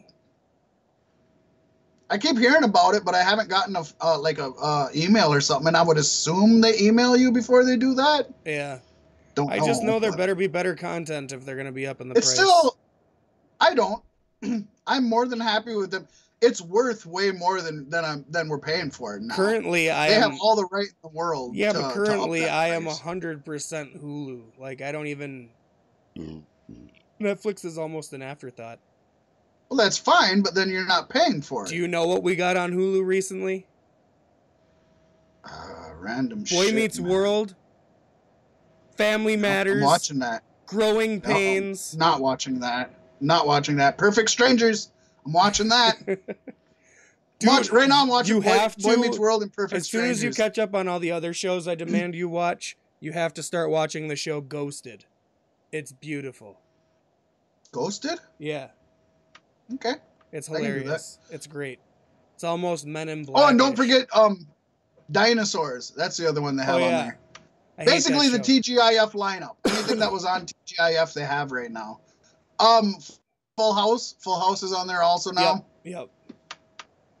Yeah, anything TGIF they have. I'm waiting. Which is a good We're getting closer to the Drew Carey show, and then I'll be gone from the world for a while because I'll be binging the fuck out of that show. All the little girlies say Cleveland rocks. It's on Cleveland my playlist.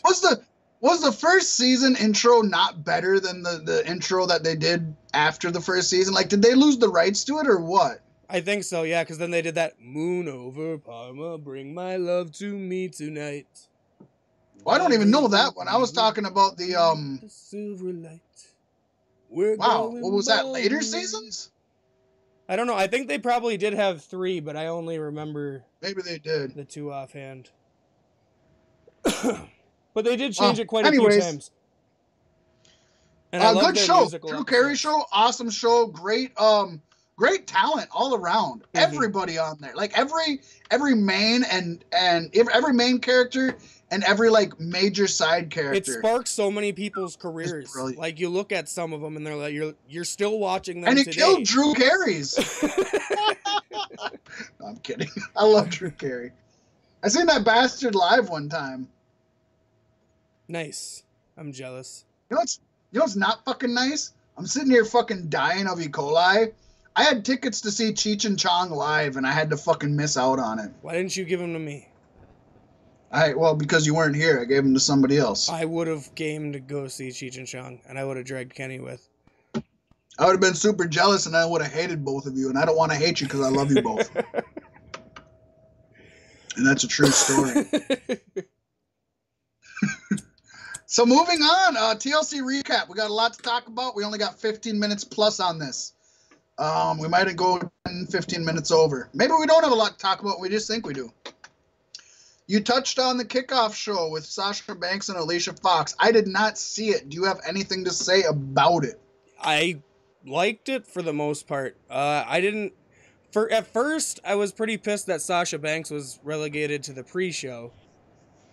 Yes, me also. But they put on a match that I think will ensure that she won't be on a pre-show again, I want to say. And I was even sort of impressed with Alicia Fox. And for her to be back on like the main roster doing shit again, I think they need that crazy angle. And winning her way into the captain spot, by the way, in a decent match. Yeah. Which she won in a heel way, but which wasn't bad. They are promoting her. I like how Tamina's stepping up to fill the role of Nia Jax. Somebody's got to do it.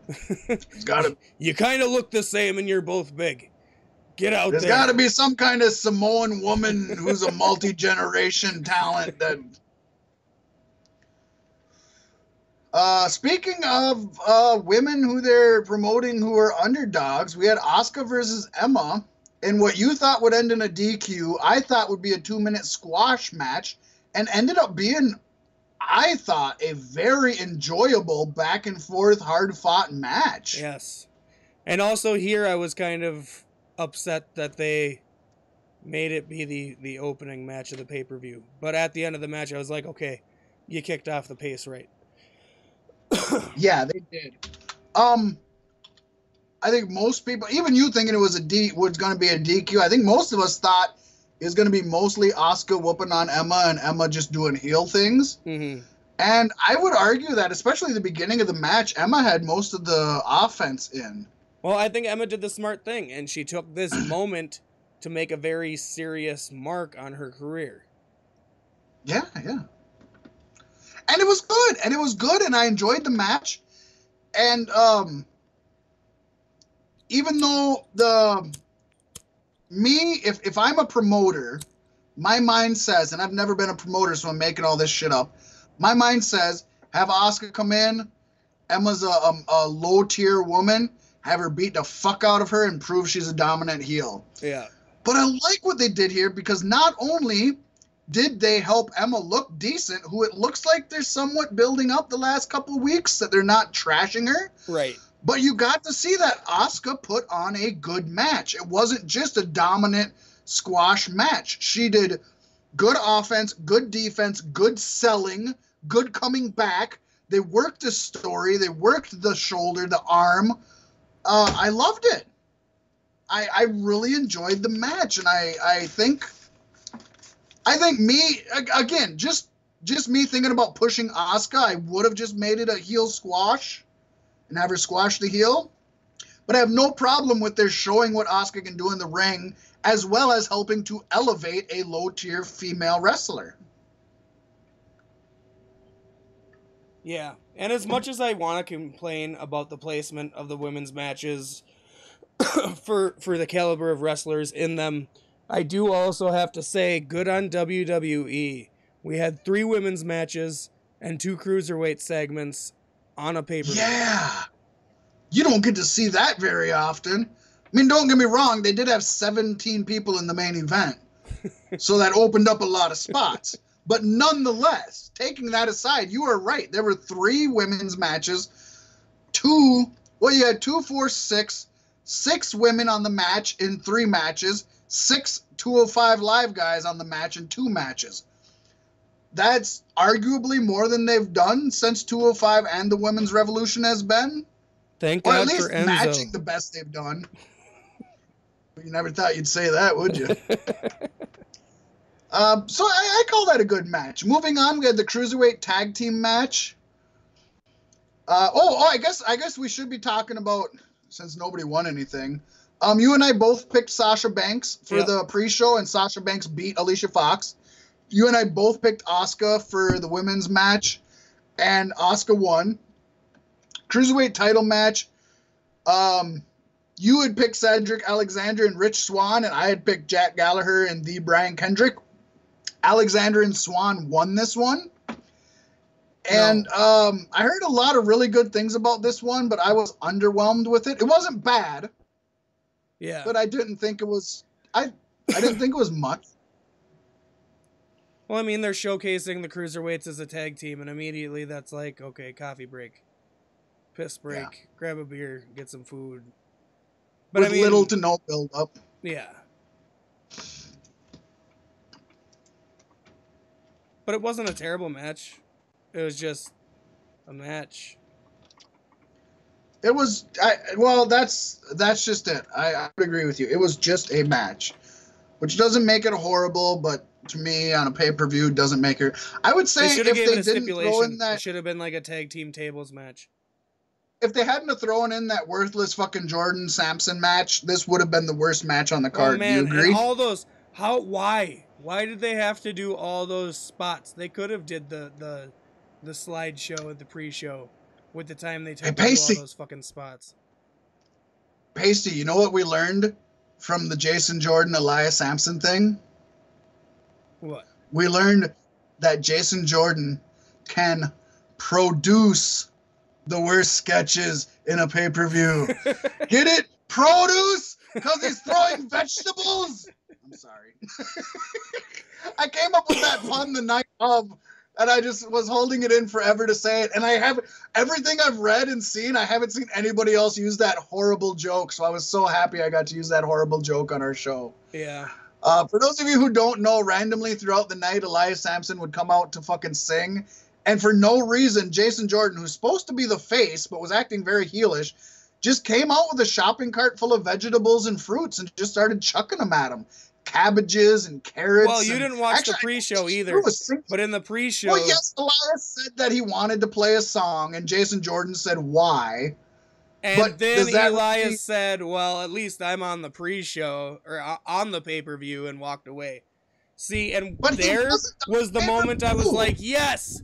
Jason Jordan's going to be jealous that his dad is on the Shield's team and he's not, and this is where that's going to start. And I was but what's wrong about that is Elias wasn't on the pay-per-view at that point. Well, yeah, he was going to do his song. Well, that's not on the pay-per-view. Jason Jordan was going to come out and throw vegetables. He had the spirit of Prince in him, for Christ's sakes. Hey, we listened to Doves Cry today with my son. We did. Anyways, so that's coming up, folks. That's coming up.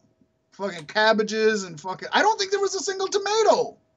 If you're going to throw vegetables at a singer, throw at least soft tomatoes. Bothered me a lot. We had next the Raw Women's Championship match. Alexa Bliss versus Mickie James. I enjoyed this match. Yeah. I thought it was good. I think the two of them could do better, but I think it was good. I think they really worked over Mickey's arm. They told the story of working over Mickey's arm so that at the very end, Alexa Bliss used her fucking hold and made her tap out. Now I'm starting to think I'm making that up. How did this end? It ended with she tapped out. Yeah. Right. Yeah. They worked over Mickey's arm. So I recently watched a WCW 97 pay-per-view, and they did the exact same thing. So I'm sorry. I was just like, all of a sudden, I'm like, oh shit, am I thinking of that fucking match now? That wasn't the match I was thinking of, though. No, I thought they told a good story. I think these two work well together. I think Alexa is always amazing, and Mickie James played that veteran role very well. We both said Alexa Bliss was going to win it. We both said she was, and she did, and rightfully so. As we mentioned last week when we predicted, Mickie James is here to put over younger talent, and that's what she should be doing, and that's good. Yeah. She's doing it well. It's what the Dudley Boys did. It's what the Hardys did. It's what Jericho did. And she had a really good, heartfelt face speech afterwards, talking about it's not over, she's going to continue and all of that, which I thought was good. I didn't get it. I don't know where that's going because they didn't follow up with it on It would have been better as SmackDown. an interview and not her just saying, give me a mic, I want to say this to the people. Yeah, because it almost, at first I thought it was going to be her saying goodbye and she was done, but then it wasn't. It was her saying, I'm not done and I'm still here. And then they didn't even, they didn't bring it up on SmackDown, I don't think. No, they didn't. So I don't know what that was about. It loses a little points for that, but I still call it a good match. Yeah. Better than a lot of women's championship matches we see. We had the cruiserweight match. Enzo Amore versus Kalisto. You had picked Kalisto to retain the title. I had picked Enzo Amore to win it back to become a two-time 205 Live cruiserweight, light heavyweight, small guy champion. And Enzo won it. Enzo won it. He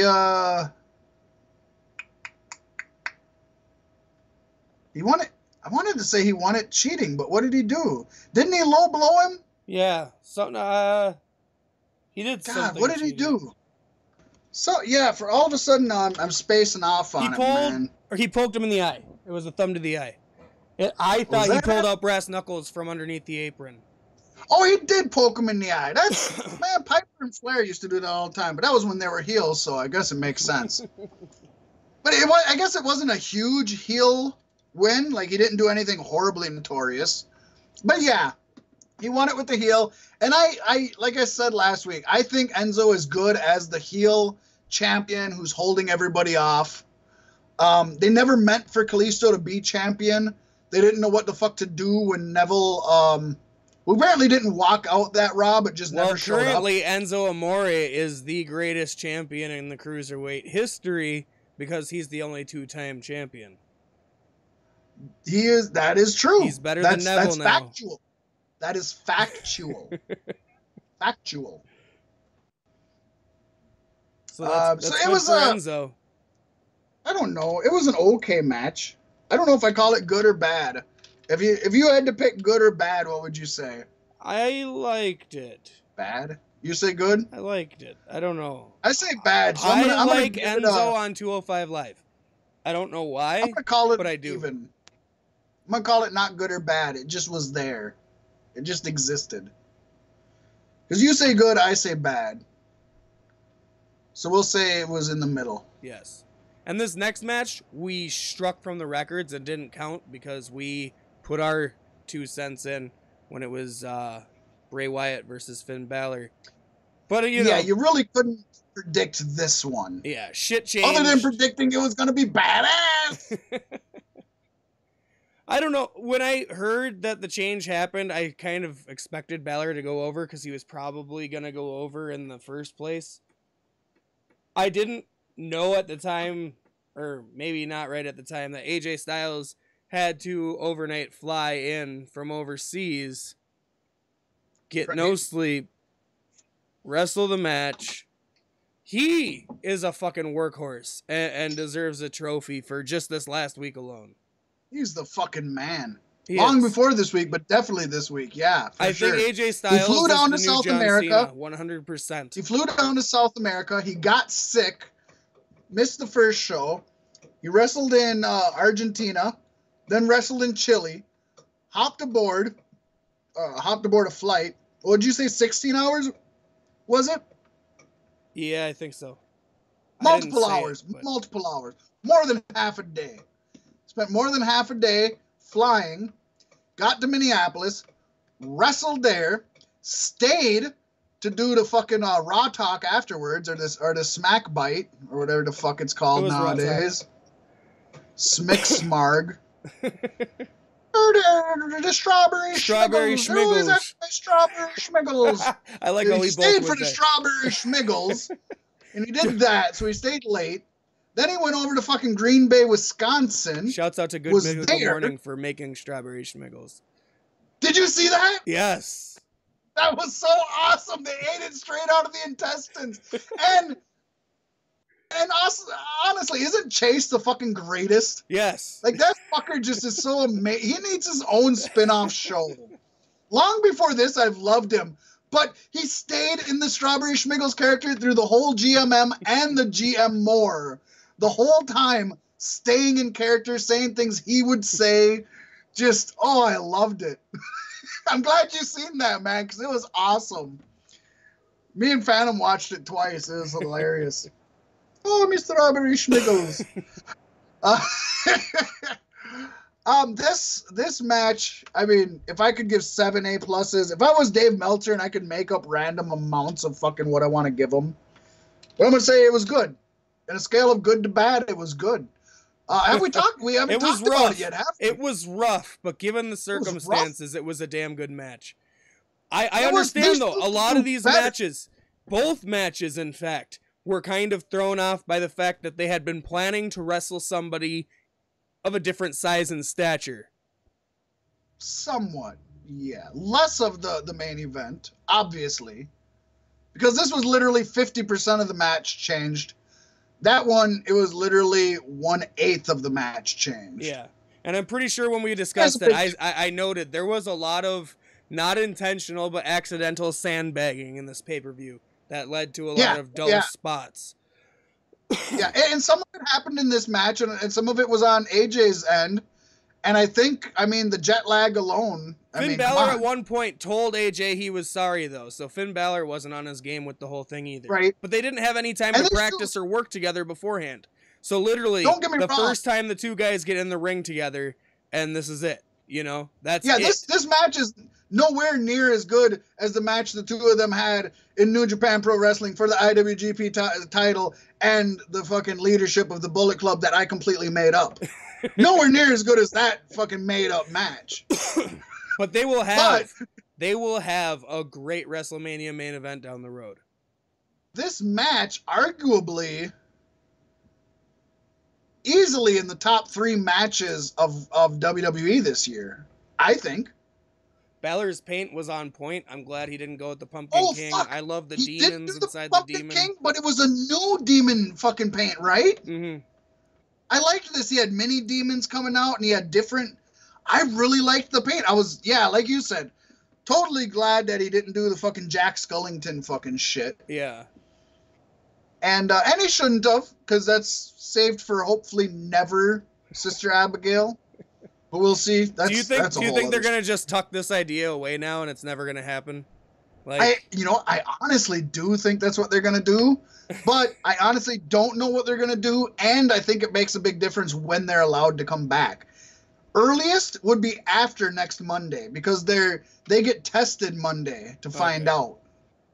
So it would be after Raw. So they've got another whole week yet to see what happens. I would call this easily the best match of the card, best match, one of the best matches of the year for WWE. Not the best match these two guys can have together. Not. By far not. Not the best match either of them have had either. Not. But amazing. But fucking amazing. And we have to, I said butt fucking. We have to talk about That's butt fucking amazing. We have to talk about the coup de grace. Yes. Oh my God. That was the best botch of the night. Shit. Holy shit. So it wasn't even, I don't think it was a botch. It was. It was no, he always falls onto his back. It was strong style. No. Yes, it was. You could tell because he was shaking as soon as he landed and stayed there. So usually he touches and falls backwards. There wasn't enough room for that. And in order for him to go forwards, he needed to put pressure down. That's what happened. So I want to explain to the listeners and viewers what the coup de grace is.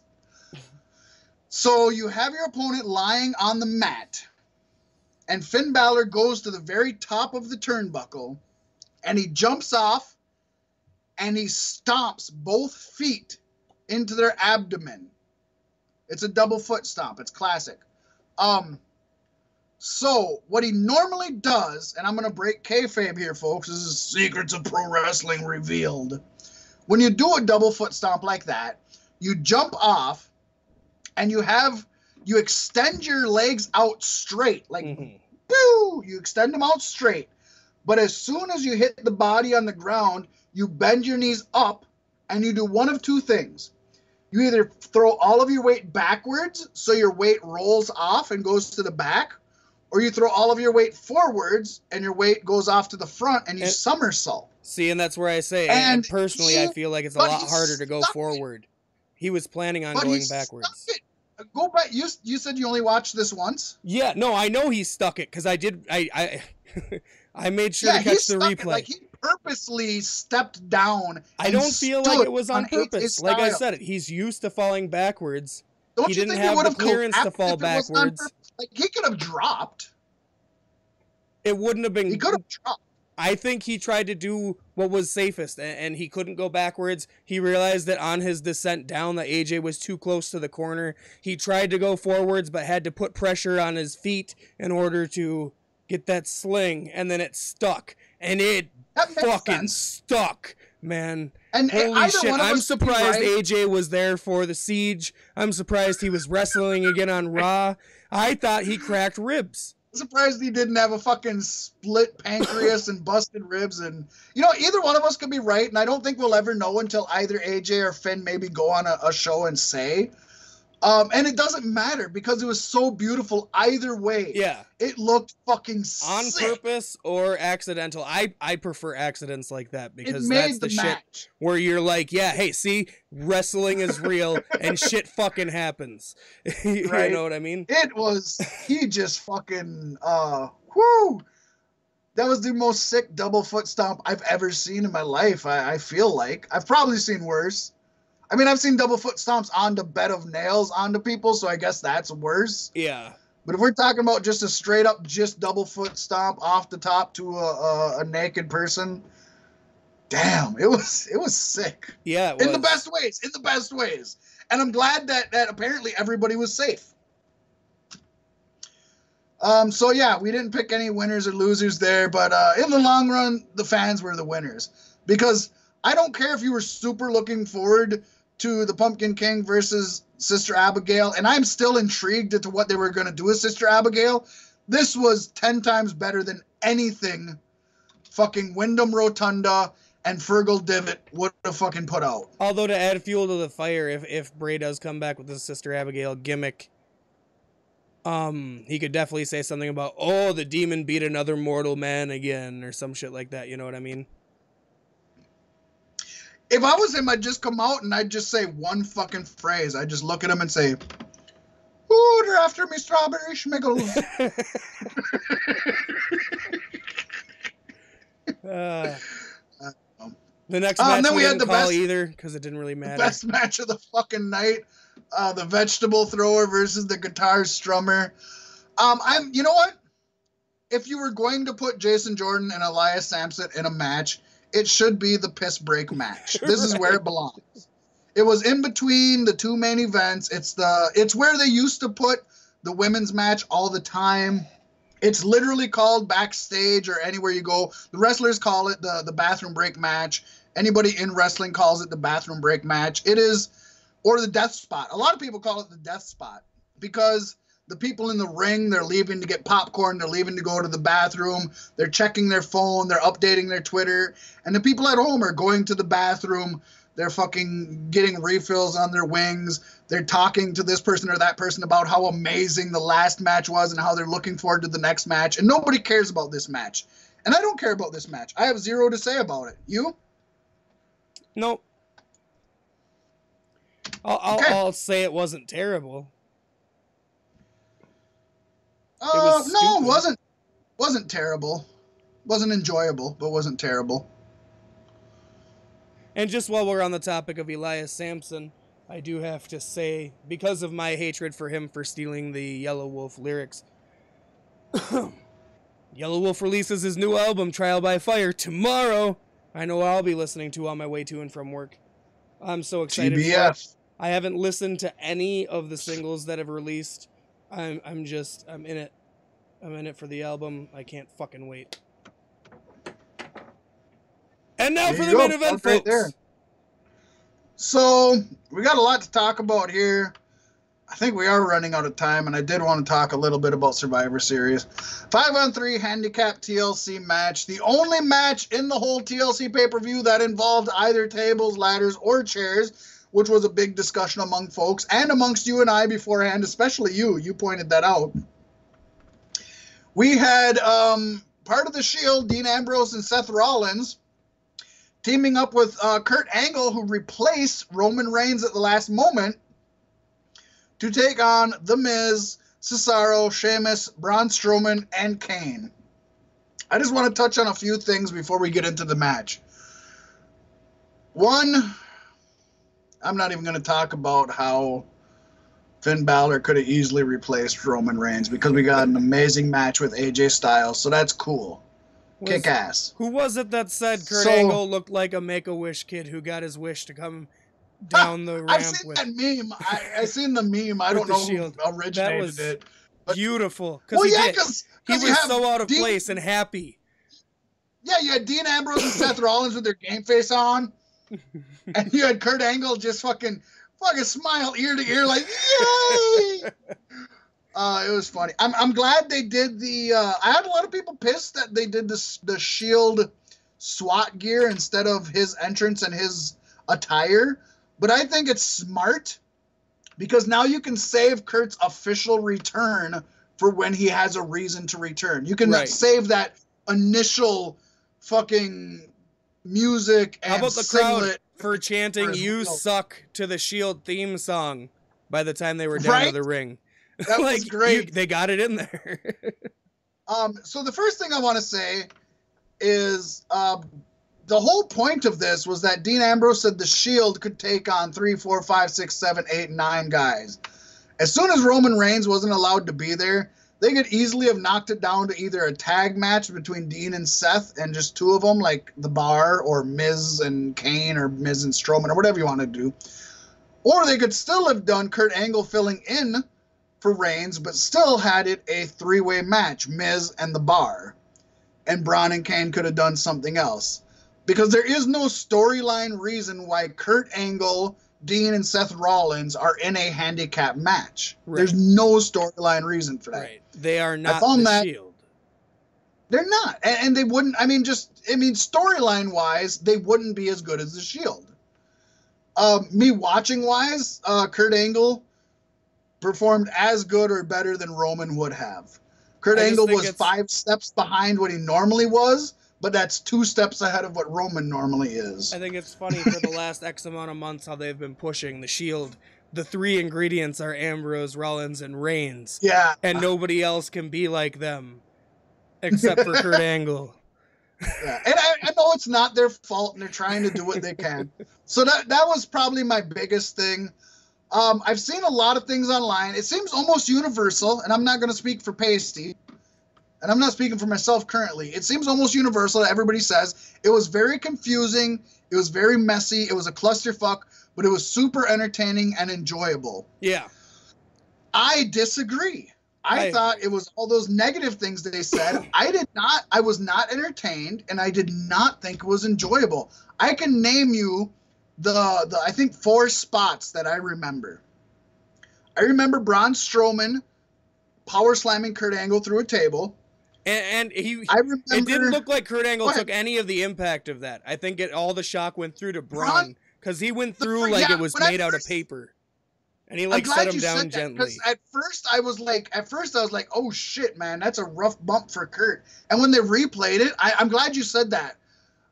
To somebody just watching, enjoying themselves, it looked like a good bump. To somebody who watches wrestling, you could see that Braun Strowman, who still is quite a rookie, really fucking protected and took care of Kurt. Yeah. Like you said, Braun Strowman set him took down like all a baby of that. in a crib. All of it. He did. That was awesome. I'm glad you said that because I forgot about that point, but I did notice that. He took care of Kurt. Braun Strowman, you get fucking bonus points from me. Mm-hmm. Because that's taking care of your opponent. That's what you're supposed to fucking do. That was awesome. And I remember that bump. I remember the 2 table bumps, which, by the way, Dean Ambrose didn't break a single table. And the French announcer, one of the French announcers, I don't know if it was Rougeau or the other guy, literally screamed, I am the table! Which anybody who watches Botchamania knows what the fuck that means. If you don't watch Botchamania, you don't know what that means. What was awesome is the French guy yelled it in English. So he's a fucking Botchamania fan. Matthew, big ups to Matthew. Big ups to Matthew for that. And I guess 5 spots, because I remember the chairs being pulled down by Kane onto Braun Strowman. Mm-hmm. Which, when I first seen that, I was like, this is a cool move. I like that. How did Kane get over to the side with the announcers is my question. Did he jump over the big gap he just created by putting Braun through the only platform to get over there? Or did he walk over Braun and climb back up and out of the hole to stand there? He's a demon. He teleported. So anyways, I thought this was a badass spot, which, by the way, it is a good spot. But I'm sitting here and I'm talking to my son's mother while this is going on. We're texting back and forth because we both like wrestling and we don't have a lot of other people to talk to. I got Pasty and I got her. And a lot of other people are just dumped to wrestling. I did talk to you, you fucker. You were behind, so it was hard for me to fucking talk to you, man. And she said, oh, wow, they did the spot from, what did she say, John Cena... JBL or what? Oh, fuck. I don't even remember now what she said. That almost sounds right. She's like, oh, they did the spot from John Cena. I'm just going to say John Cena JBL. She's like, how original. So I went and looked it up on YouTube. Sure enough, that's the exact same spot that happened at a TLC with John Cena. And I'm going to say JBL. I might be wrong. This was like 2007, 2008. I still wasn't watching WWE at that time, so I didn't see it. So I didn't know it was a spot. I was, and that's where I think I can verify. Nonetheless... 2007, 2008, and it's 2017. That's a decade ago. So they're allowed to replay that spot. Right. Cool spot. I thought it was a cool spot. Me watching it, thought it was a cool spot. And then the murder of Braun Strowman, which, by the way, if you're running for mayor of Knox County, you probably should not murder another human being on live television. But that spot, we've seen that. So those are the memorable spots. The whole match, I'm like, he's definitely not planning on winning the race. He's definitely not planning on winning the race. So this match was roughly 45 minutes long. And the fact that I can think of 5 spots is sad. Because I can tell you more than 5 spots on Valor Age. More than 5 spots on Bliss James. I liked it, and I think the bad table botches made it better in a sense. Because when you hit and you're close to the legs, that's going to hurt more. When you hit and it doesn't break, it's going to hurt more. It's going to hurt more, but it's also you failing as a performer and you not protecting your opponent, which is what we just talked about with Braun. And they did. They broke 2 sets of table legs. Just the bottom part of the leg.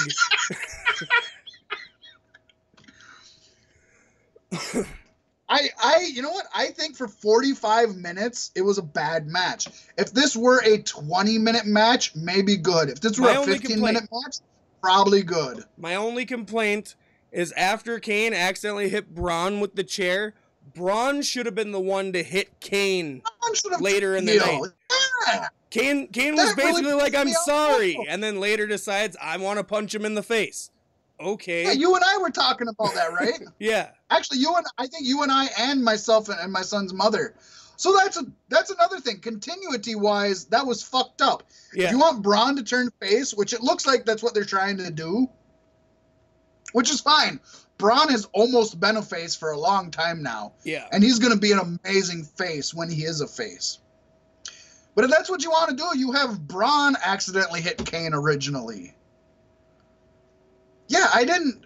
No. Kane could have accidentally hit Braun, but Braun should have been the one to punch Kane after the fact. When Kane comes up and punches him after he accidentally hit him and said he's sorry, why would you then go up and punch him later? That's a heel move. That's not a face move.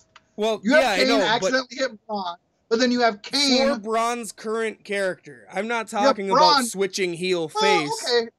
Okay, I'll give you that. But Braun should have been the one to punch Kane later in the night because he was still pissed about that chair shot.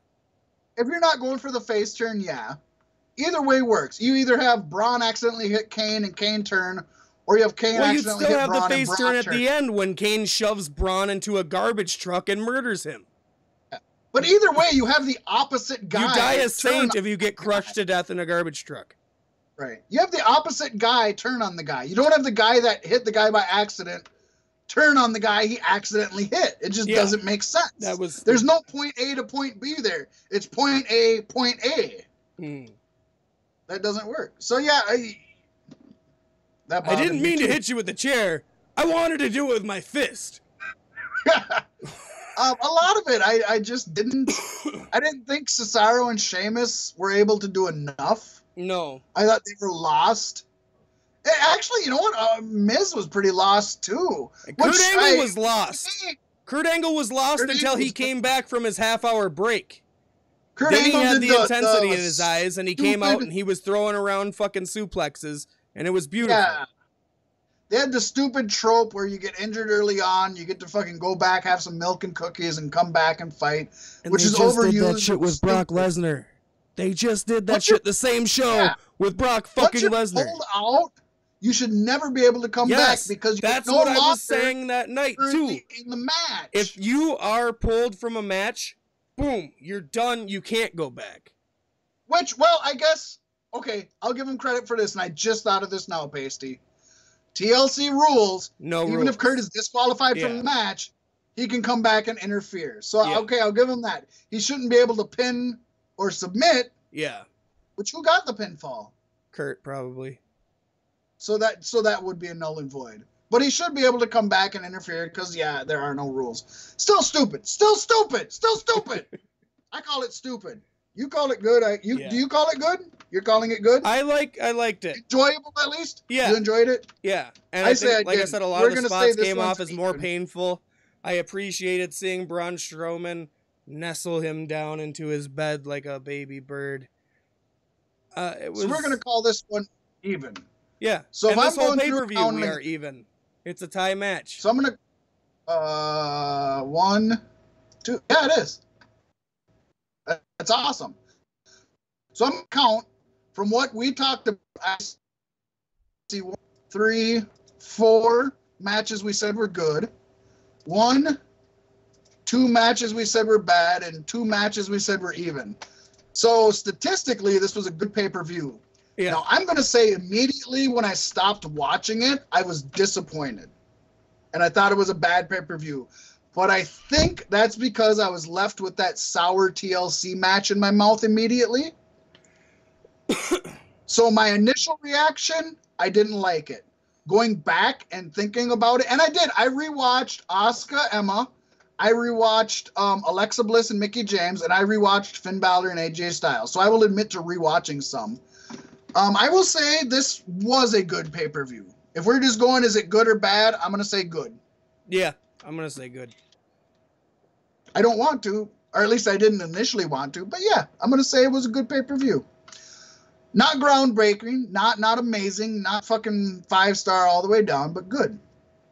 So we got a little bit of time left. Let's shoot on Survivor Series, even though we got a ways coming up. I want to get our initial reactions to Survivor Series, or at least I want to say my piece. But I'm going to let you say your piece first so far from what we have of the information. So far, what we have so far, I think it's going to come out Raw on top.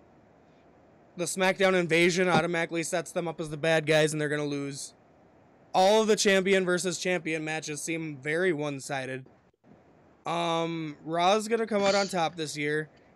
A lot of people hated the Under Siege angle, and they said it was stupid. They did. I thought it was cheesy, and it was. yes, but it was really good, especially when Gables was the first one to jump Jason Jordan. Made me happy. I caught that, and that was good. That was good continuity. And it was nice to see all these people on SmackDown who don't like each other generally on an episode-to-episode basis, pulling together and just doing it. I disagree with that. And I definitely think that when it comes down to it, that 5 versus 5 elimination match for the men needs to have Kurt Angle leading and Shane McMahon leading. That's the match we need. Well, don't you think we're going to get that match? Like, I don't think we're getting them leading. I think we're getting that match. You don't think we're getting that match? No. Solo match, Kurt Angle versus Shane? I don't want it. I mean, that'd be cool. No, I'm not asking if you want it. I'm asking, don't you think that's what we're getting? No. I think we're Really? getting those two you don't leading think the they're gonna teams. redo King of the Ring fucking 98? 99? No. Oh, shit. 99? Nope. King of the Ring 99? Nope, I don't. I'm going to say that's what we're getting. They're not leading the teams. They're going to have a solo No, match. they're going to lead their teams because neither of them are that good on their own. They're both already wrestlers now. If you want to get technical, Shane's contract says he has to wrestle 2 matches a year and he's already met his quota. So what contract are you spouting? The contract he signed when he came back, when Vince gave him the stuff. Kayfabe one or a legit one? His legit contract says that he wrestles 2 matches a year on top of his duties as the commissioner of Raw. That might be. He could still get a bonus he can still wrestle and get extra pay. Right. I don't know. I haven't seen his contract, so I guess I don't know that I don't obligated know. for any. I know that after Kurt Angle's performance in TLC. What I do know. I mean, Shane, it would be a good match, but I'd rather have them have 4 other guys to be able to fight too, so that they don't. It could come down to the 2 in the end. That would be sick as fuck. How perfect would that be? It'd be a callback to King of the Ring, which was awesome. I think we all remember that match. Him getting fucking suplexed through the fucking glass twice. Yeah. I will say I don't know. I do know that from all reports I've heard, Shane McMahon's contract is a performer's contract. He is not involved in backstage at all. He's not a commissioner. He's not anything. He is a talent.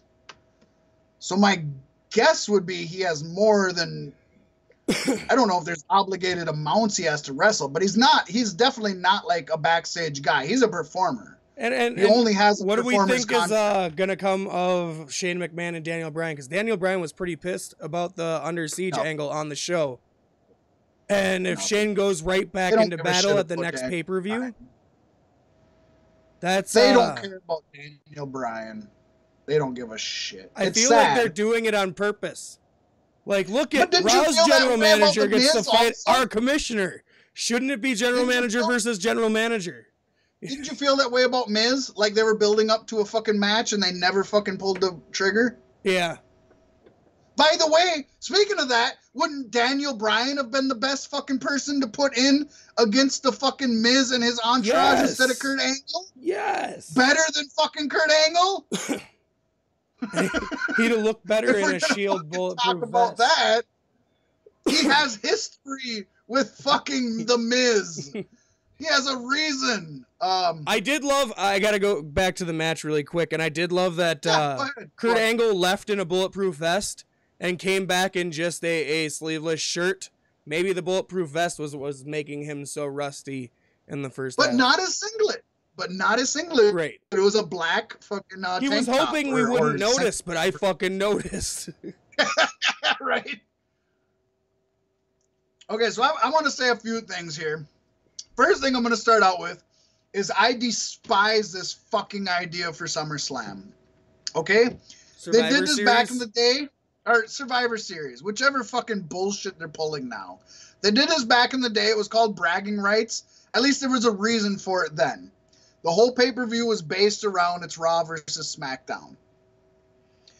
So, when this split first happened, Vince McMahon came in there, talked to Shane and Stephanie, and literally told them he wanted them to fucking fight, kill, break the law to get the best ratings. This has nothing to do with talent. It has nothing to do with matches. Raw versus SmackDown should only be a ratings war. That's all it should be. Because this is a kayfabe fucking business. Okay? Because there is no fucking this guy's better than this guy. It's all who we fucking write down on a piece of paper. So right there, it's stupid.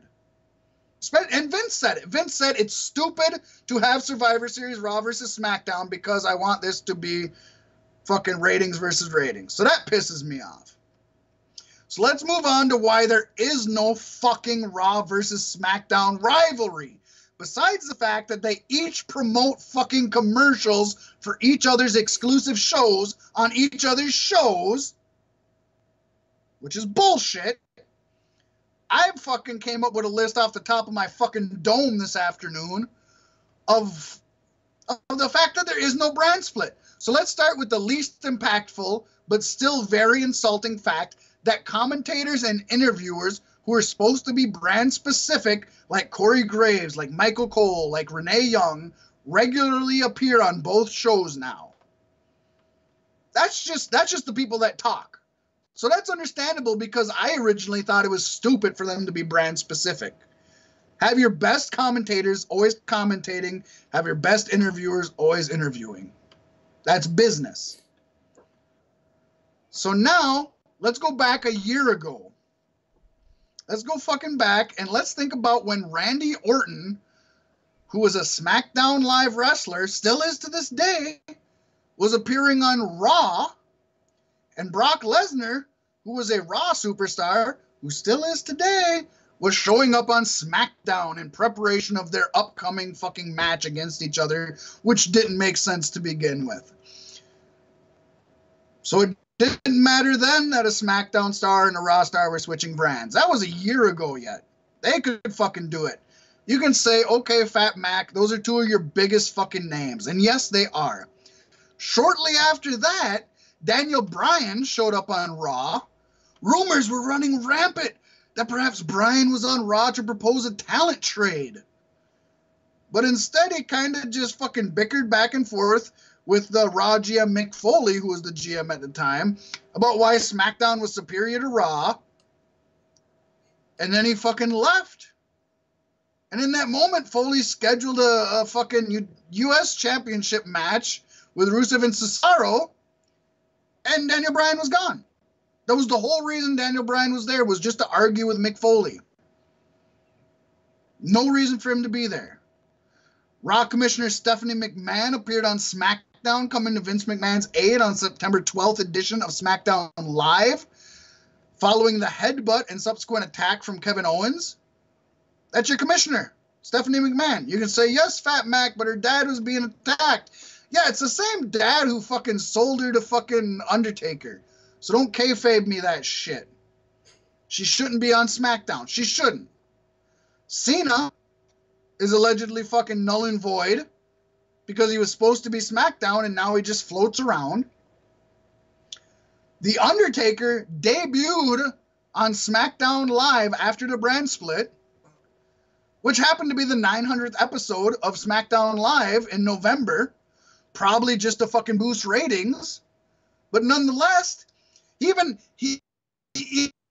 It was his brand.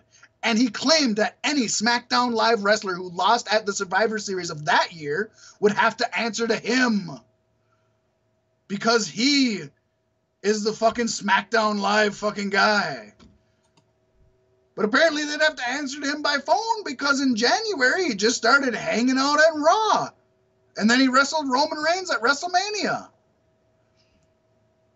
And nobody's going to forget that both AJ Styles and Kane were just on fucking Raw and on a Raw It's all in preparations for the pay-per-view. Fucking week. No, that wasn't. Okay. It's all bullshit. It's all bullshit. But we could build a whole episode around this, and there's no pay-per-view next week. So this should be the main topic of next week's show. We're already at 2 hours and 20 minutes. If we keep going like this, we'll be up all night. There's so much we can say about this, but there's also so much more we'll learn next week. And I think we can bring you guys a very enthralling Survivor Series show. I just want to say one last thing. Fine. Splurge it all over their faces. I'm cool with like the Brock Lesnar versus Jinder Mahal thing. No. Which I want to put out now. Nobody should be cool with that. Bigger.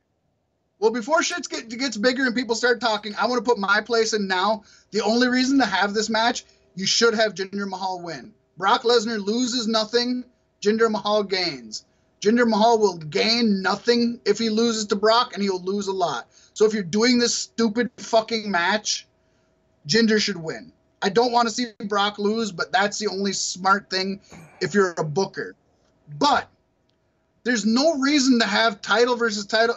Number one, there's no titles on the line. There's nothing on the line at this pay-per-view.